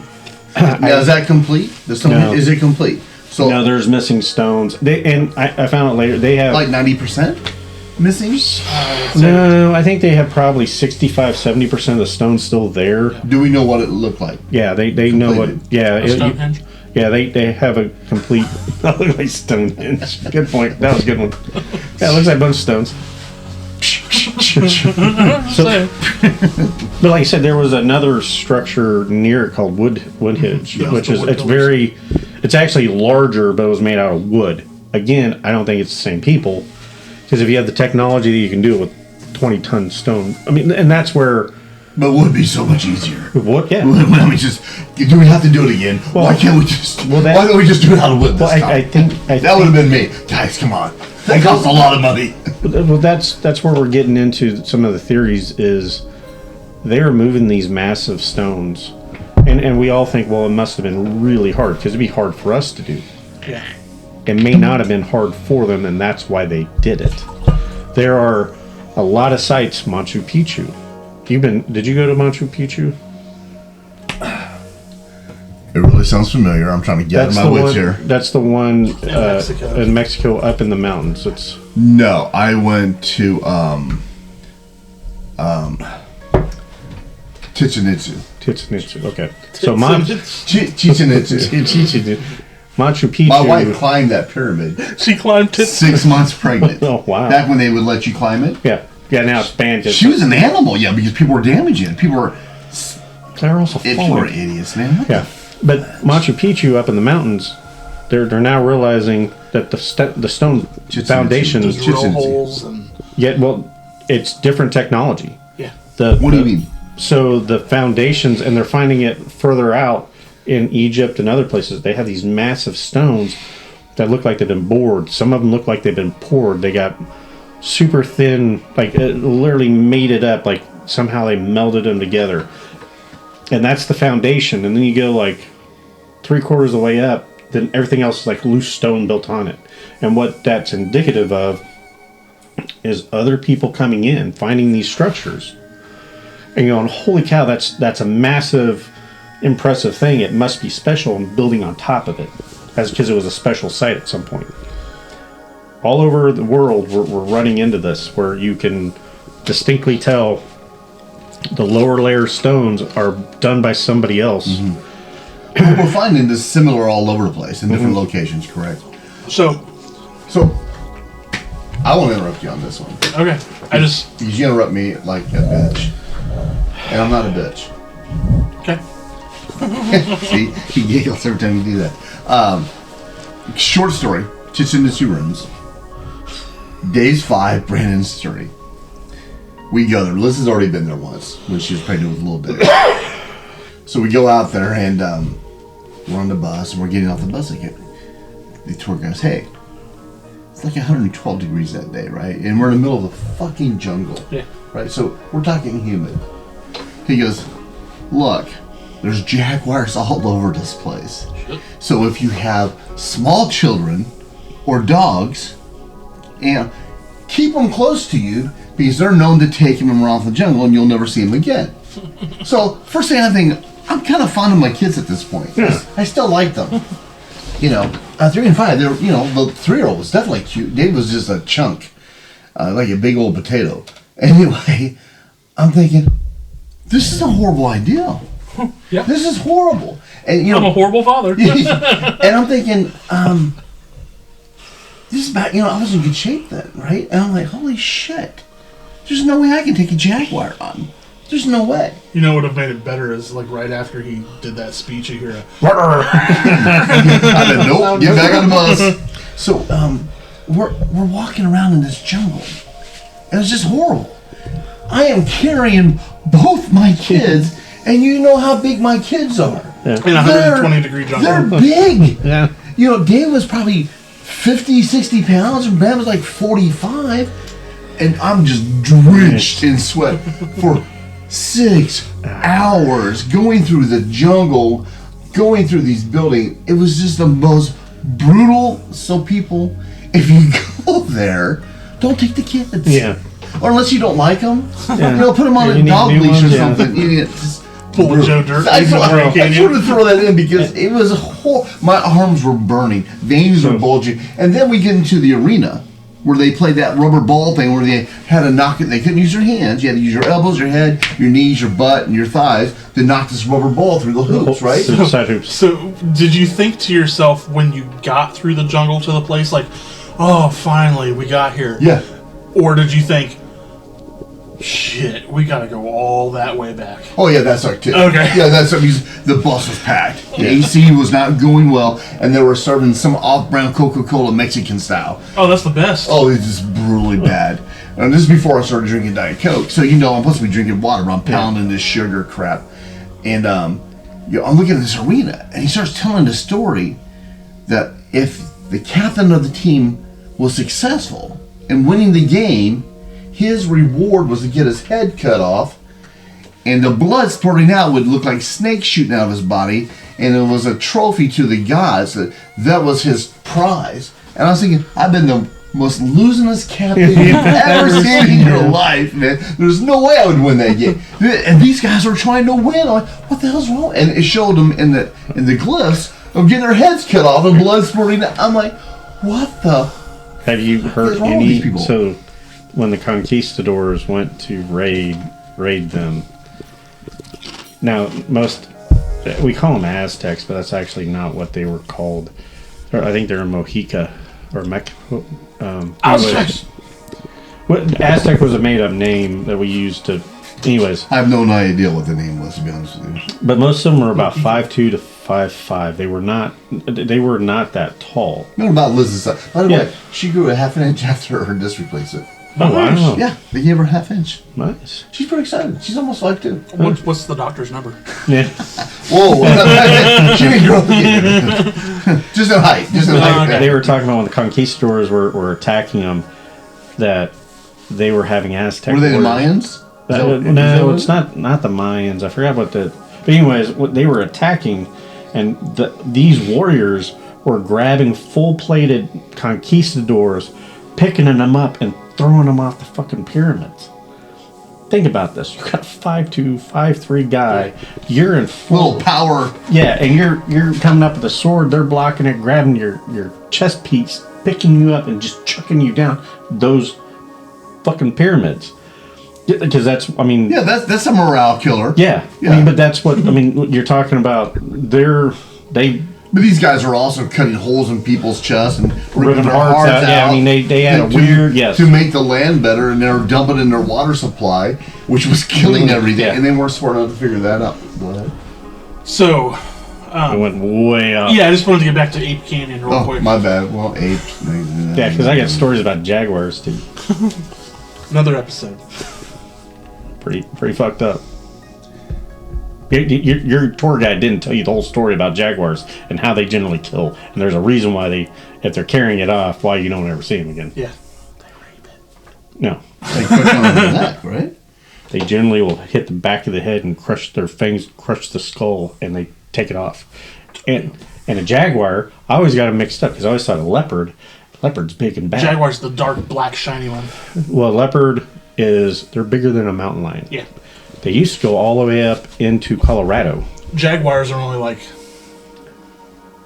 leopards are smaller than a mountain lion. Yeah. And you can fight those off. But those are in Africa. Jaguars are afraid of nothing. Jaguars... Because they're the prime apex predator in that area, because bears don't make it down that far. And even... They kill crocs, guys. But they're only the size of like a chocolate lab.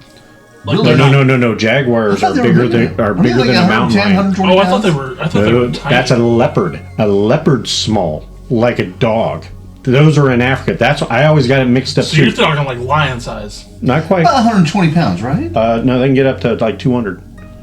Really? Yeah. No, they're. Google. That's a bad Google search. Yeah, and like I said, they're starting to come back into New Mexico, but they used to go all the way up to just below Colorado. All I know is I knew I couldn't take a jag. Yes, and that's what I was like. I was at the peak of my health. I was 27 years old, at the peak of my strength and speed, and I just knew this was going to be a horrible. It was absolutely brutal. So, I'll look that up later. I got all excited. You didn't look it up. Final thoughts on. All right, back to reality. Yes. Final thoughts on the Mount St. St. Helen Ape Canyon incident. Okay. Go. Final thoughts on that? Yeah. I love your conspiracy theory, and I would love for us to research that and bring that back. Jeremy, Parrot Chum, I love that. Right. Government, could they have done it? Absolutely. Did they? Probably not. Did they carry out bodies of large humanoid figures? That's a fact. People witness that. Yeah, but okay. Could have just been tall people. And it could have. We're not talking hundreds of people. We're talking like, a handful, right? Like 4 or 5. Yeah, could they have been trees? Why would they cover up? Bring trees. Why would they block? No, like someone seen like a burned tree, like. But no, or something. They were helicoptered out. Yeah, like so why would they cover like hanging from a rope? Yeah, why would they cover them up and pull them out with a bat helicopter? I don't know. Whatever it does. That was the other thing. Did they do that to that big giant, that red giant that the special forces? But a lot of times they do that because there's no other way to get a vehicle there. Is you have to helicopter. You have people there. Yeah. Helicopter comes over, drops down with a canvas. They load it all up. Get it all out. And there has been other cases, right, that they've seen them come in, possibly in the Oregon area, that they came in, grabbed something, and they see a body being tugged out that looked like an awful large humanoid. Okay. I mean, there's been reports of that, right? Yeah, but I mean, it's still all hearsay because they weren't there. Probable. I don't know if. So you both are going down the valley of the government knew that there was something going on, that there were things there. This incident happened, and let's go check to see if there are any remains that could be let out to the public and take care of it. Pretty much, because I mean, if you look at our history, cover up. We've been covering up large humanoid things and giants in North America for years. A lot of people don't know, like Ohio, Indiana, there were huge megalith structures from snakes, mounds, and all that. Yeah. And because we didn't understand any of that, it all got wiped out for farmland. Yeah. Well, some are still under government protection that they're not allowing people in. Well, I mean, they these still, sites are at, like other Stonehenges, right? Yeah. Well, like there's areas of the Grand Canyon that are blocked off that are not accessible to. That Roosevelt went to. Yeah. Right. That mentioned that it looked like hieroglyphics on the rocks in these caves. Yeah. So. I'm sorry. Did we get off your question? No, I think you guys answered my question. So, folks, let us. I have one question to finish it off. Okay. You're trying to close this out, folks. I still have a full glass of alcohol. Yeah, so we're not done. We're not done yet. We're not done. We're far from done. Well, I just don't want to get back into jaguars and Mexico. We're good. We'll stay on because that's not Ape Canyon. First off, you don't know jaguars weren't up there at some point in time. No, I don't. Hey, the rumor has it, and maybe I'm starting it, that jaguars were pets A Bigfoot? of Bigfoot. Could have been. Just Because the guy at Oklahoma Paracons said they had dogs for pets, and he showed it by a photo. let's throw this out here. A jaguar is the largest cat species and the only living member of the genus Panthera that is native to the Americas. Do they walk? With a body length up to 6 foot 1 inch and a weight up to 348 pounds. That's a bad dude. Is the Big biggest fucking cat That's a bad species dude. in the Americas and the third largest in the world, distinctively marked, with the coat with the pale yellow tan colors and furs. So I thought jaguars were black.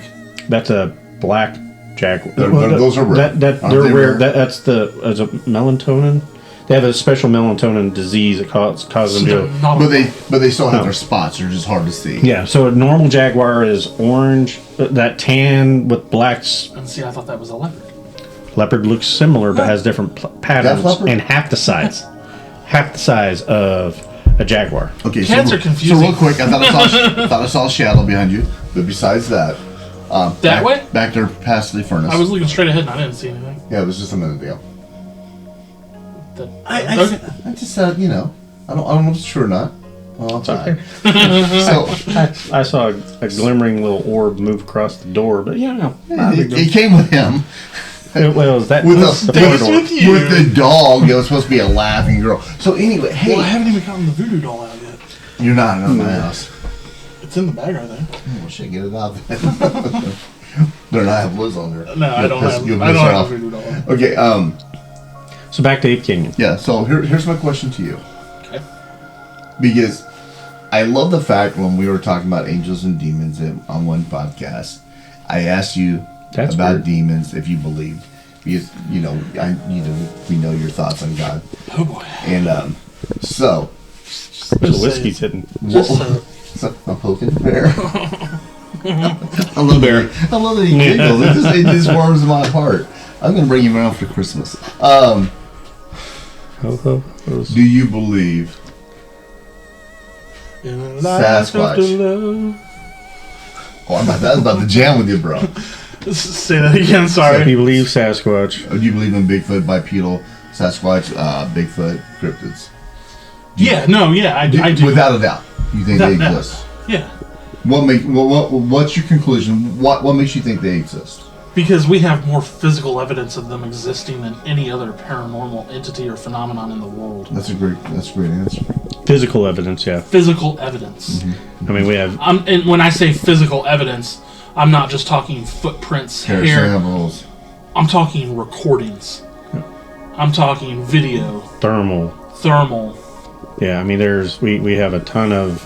Now we're getting into the spectrum analysis of the area, picking up unknown ape species in the area. And to throw that even a little further, we're capturing it on, like he said, video, infrared, thermal, audio, Genetic markers, right? Genetic matter. now possibly LiDAR, Transponders. transponders. What other paranormal entity can you say We have that much evidence. across that that wide spectrum. I still have not seen devices. one ghost footprint yet. Or a ghost on LiDAR, or a ghost on thermal. There's been thermal hits on FLIR cameras, on FLIRs, but not as much as what we've seen. And okay, a lot of people. Stop. Are you done? Anything else you want to elaborate on Sasquatch? So are they alien? Oh my gosh! Why did you do that? That was my follow-up. Oh, sorry. No, you can't cancel that possibility out because why not? What do you mean? So say they are alien. What are Define alien. From another world. Not from this earth. Extraterrestrial. Mm-hmm. Because when I say alien, I think of something of that area. Something not of that area that we can't categorize based on our understandings of what should be there currently. Because there's a theory Does that make sense? Extraterrestrial brought them here to evaluate us, and they're like the workers or the hybrids that they created. Go. Okay. Go what? Do you believe that? Okay. Does that follow? You just said go. Does that follow into your belief? No. Are they a creature from this planet? I think they're creatures from this planet. Like an ape. But when you say alien, like a northern ape. I'm not. What is that finger quotes? Northern ape. Compared to southern ape. Okay. North American ape. How's that? I'm not saying that they're apes. They're primates, hominids. Humans. I'm saying when you say alien, the term alien. You take alien out of it. I would say, well, you brought it in. I have to finish. Well, okay. What I meant was extraterrestrial. That's what I'm going to get to. So when you take the term, I might be able to get my glass of alcohol now. Go. When you take the term alien, I would say yes, because you can't rule out that they're some sort of extra-dimensional being. Okay. I love that. Creature. And there's sightings of lights and that around extraterrestrials? Personally, I would say no. But I have read accounts of them coming out of UFOs. Or you see lights above them, right? I mean, people like probes. But who's to say that some sort of creature or entity crossing into our dimension from another dimension, like a portal, you wouldn't see the portal is like a ship or lights or something like that, giving off some energy. Okay, if I were to call it an extraterrestrial, I would need to see the UFO land. Okay, it open up and come out and go like Chewie. There are some scientists on a certain ranch that said they actually saw a Bigfoot coming through a portal on this certain ranch that's on TV. But that doesn't classify extraterrestrial. Yeah, what's that classified as? Interdimensional. Interdimensional. Alien. Could be. Well, I mean, so what he's referring is it's alien from the area, not necessarily of the land, but not from a farther galaxy. I think the term alien is widely misconstrued for extraterrestrial. Yeah, it's a broad stroke, right? Yes. Okay. Extraterrestrial means not of this Earth, from space. Sure. Alien means not native. Yeah. Okay. Does that make sense? It does. And I probably use... But from Earth. I use the wrong word. Point 2. I used the wrong word. Or Earth 2196. Meaning a different dimension. Yeah. Okay. Just like there's like multiple Spider-Men. Oh, damn it. I hate it when they do that. Earth 616. Fuck that. All right. Yeah, where Punisher killed Wolverine. And he killed all the, what? Anyway. I do like the Punisher. Did you read the series I got you? Did you get a chance to read it? No, I have not had a chance to read it yet. Motherfucker. All right. It's the last time I buy you anything. That was very well thought out on my part, by the way. No, I appreciate that very much. Yeah, you fucking ass. All right. Same thing to you. Seriously. So, yes, I think. Do they exist? I believe they exist. And this is where we're going to get into, and we kind of briefly talked about it. I think we are trying to classify multiple creatures under one box because they're all shadow figures. Yeah, thank you, Juan. There's a bunch of boxes out there because when you like we said, we talked about Indian tribes. Certain Indian tribes believe that they were just another tribe, left them alone. Other ones believe that they were cannibalistic, animal-like, not really a tribe. Others believe that they were guardians of the forest or the land. What? Did you guys see that? No. What? I went like this, and I caught something out of the corner of my eye, or the direction. I looked up, and a shadow just went from this direction up the stairs. No, I can't see the stairs, so I deny it. I saw something behind. Yeah. I didn't see anything. So This? it's probably the cat. No, Yeah. it was like 5 feet tall at least. My wife's 5 foot tall. But I think that we try to put them all in. There may be a interdimensional creature that people are seeing. You really believe that? Yeah. I mean, I want your true thoughts on that. No, I mean, because there's. So what was it? Josh Gates was down, and they were doing a investigation for a cryptid. I think it was in South America, and they were getting some really weird occurrences. No, it wasn't a chupacabra. It was, I forgot what they were looking for, but he came to a conclusion that what if this isn't a physical creature, but is a spirit? Yeah, I remember that episode. And I was like, oh shit, he may be right. What if it is a forest spirit? Like we have guard. I mean, because forest spirits are things that just been around. They're very territorial. They take care of their elementals. Is another word for them. They're there. Why would they not take on a human like form or something that they've seen that's very terrifying, which is a real creature called a Sasquatch or Bigfoot, which is a Northern American ape. That's what they look like. I mean, why? I mean, that they know that scares people off.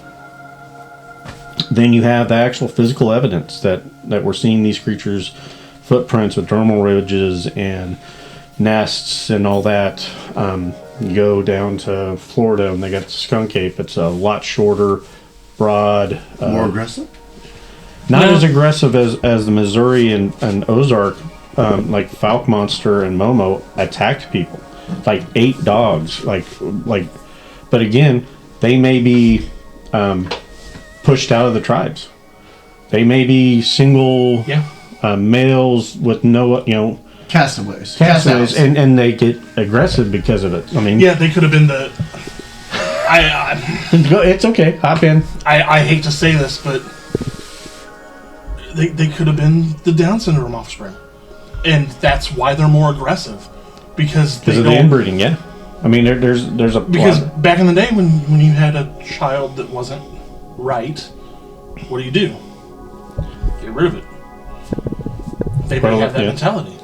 Well, I mean, if it can't survive on its own by the time it's like a year, and you just let it go, and it kind of makes it, but it gets cast out because it's deemed weaker and inferior. But it has less cognitive functions. So but as you go across the United States, like the Ohio grass pan's also not as tall.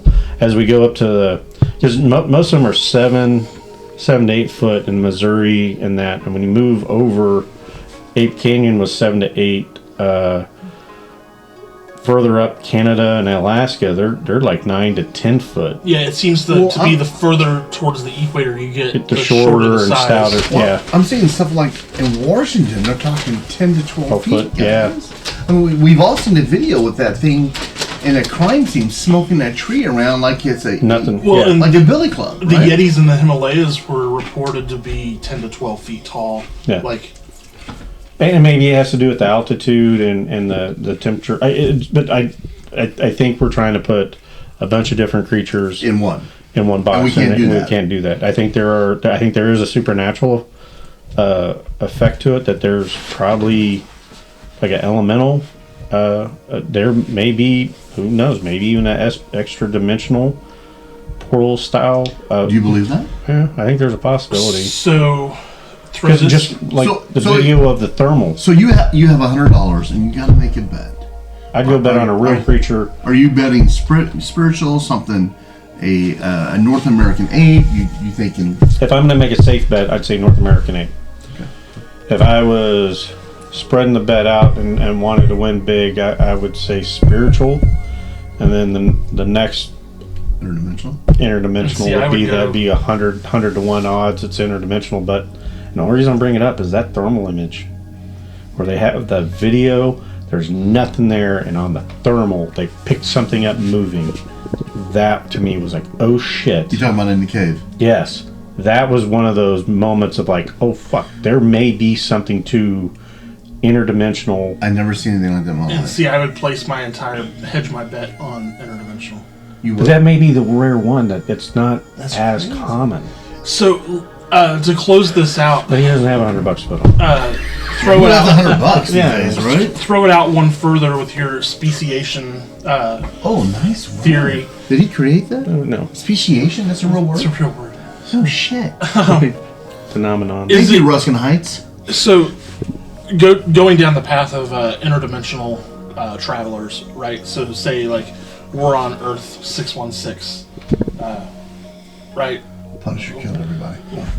Anyways, bullshit. Is it possible that throughout the regions that interdimensional rifts across the world are only specific for certain dimensions, and the reason that we're seeing multiple species is because that's the only one that can come through from their world, because that's applying ley lines and stuff might be keyways to certain dimensions in certain areas. Well, what I'm saying is the differentiation in species that we're seeing are the same species, but just from different dimensions.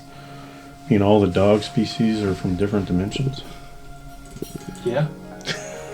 I'm just saying, I'm not... Is that plausible? It is plausible. I would think highly unlikely, but plausible. I mean, they're not all of them, but yeah, there could be a few that are, especially when we start talking about interdimensional travel, it easily could be. Like, we're getting... And I would say we haven't looked at the ley lines. There might be a correlation to the ley lines and the interdimensional style creatures that people see phase in and out. Would be an interesting hole to dig. So Ape Canyon. Would that be on your bucket list to make it to Ape Canyon or at least Mount St. Helen? Or is it on like one of those, if I was near there? If I was near there. Yeah, that's fair. I think there's other places I'd like to go. I'll be honest, it's not on my bucket list, but I have been near there. And the more times I get near there, the more times I want to go. The only thing, like I said, it's drawing you. Well, no, it's a serious friggin' hike. Like the people I've talked to up in that area, because of the way the slide went and how to get to it, I mean, it's a 2-hour drive to get to a point that you can then hike an hour and some up to get to the area that they think. Yeah, that's not like too much work to me. No, I mean it's a lot of work. Like, I mean, it would have to be like springtime or fall. I mean, perfect time, because you want to do it like the middle of summer, because you know, like when well, no, just the friggin' heat and the altitude. So I think Ape Canyon, did it happen? Yes. You said yes. Yes to both things. That blemished.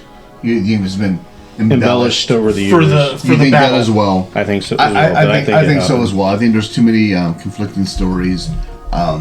Somewhere between it all, there's a truth somewhere. Yeah, right? But I think. I mean, we have photos of the actual cabin, which is not a small cabin. No, and they much show bigger than I thought it was. And they show where the arm, the crevice where the arm went through. Yeah, that had to be a hell of an arm. Yeah, because that was a big opening. Thanos. Yeah, I mean, well, because it's like the crevice is like this freaking big, that long. I mean, can you imagine?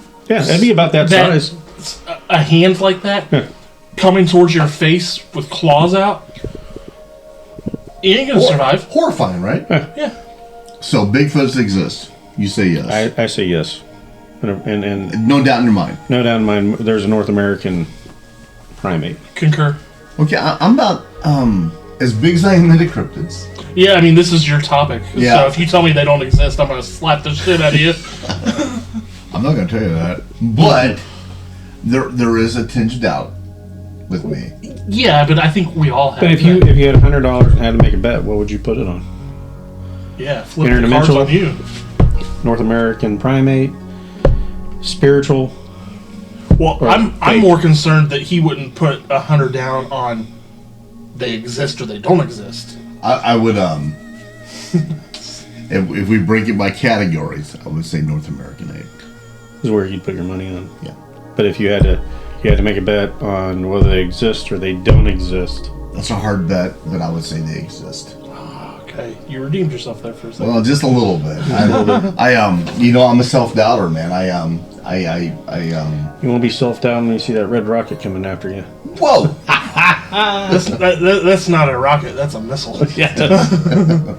So, great topic, guys. I appreciate you guys throwing it out there. Hey, Dave, let's talk about this week. I would like to applaud you for the amount of research in that you did and what you found, the book. And reading. And reading. Dave can read. I mean, that's not bad for a 13.5. I always forget that decimal point. Yeah. Damn it, that's what it was. That's what it is. Yeah, it took me 4 times to go through that book. Right? They didn't even have any pictures. It was I know, it's tough, man. I nothing the color or anything. Yeah. It was rough. He didn't even say that Liz read it to me. Yeah, the audio book. In all fairness, she was having things she could not talk, so she couldn't read it to me. So. But, no, I thought you did a great job and explaining. I like the fact that you talked about there is a lot of contradictions between the stories over the years and his book. But I think the conclusions, like when you look, they literally went out and took pictures days after that event. So I mean, they corroborated and they have footprints. Not everything corroborates with what all the stories are. And they believed what they saw enough it to was go back. Yeah, it was enough that rangers went out with them and took pictures and that's credibility in my books. Willing to put their names on it. I mean, that's pretty impressive to me. Yeah. And that's, like I said, it was a different day and age of people just didn't make that stuff up. Well, I certainly appreciate you guys bringing something that's in my interest on this podcast that I could get into. It meant a lot, and I enjoyed it. And I enjoyed you guys doing this, for sure. Yeah, let us know. I appreciate that. Thank you. Let us know what your guys' thoughts are, if you've done research on it or what you believe in the comments. Yeah, or do your own research and put it into the comments what you think. Oh, no, they were high on meth or crack or opioids. Well, and on a quick note also, we still would love for you guys, those who are subscribing and dropping comments and being had a chance to really look on, but we're looking for new drink ideas still. Drink ideas. Yeah. Hit us up on Patreon.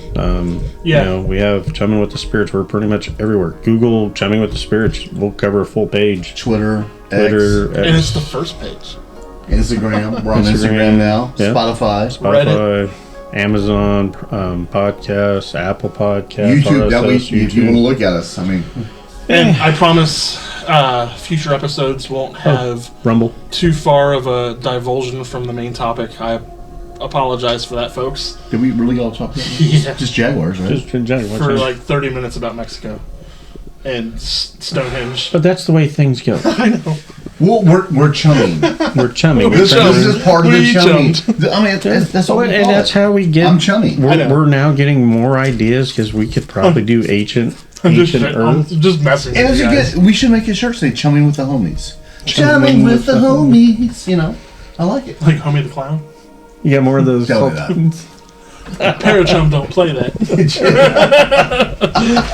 That's fantastic. So until next time. Thanks for watching. Thanks for watching. Yeah. Be safe.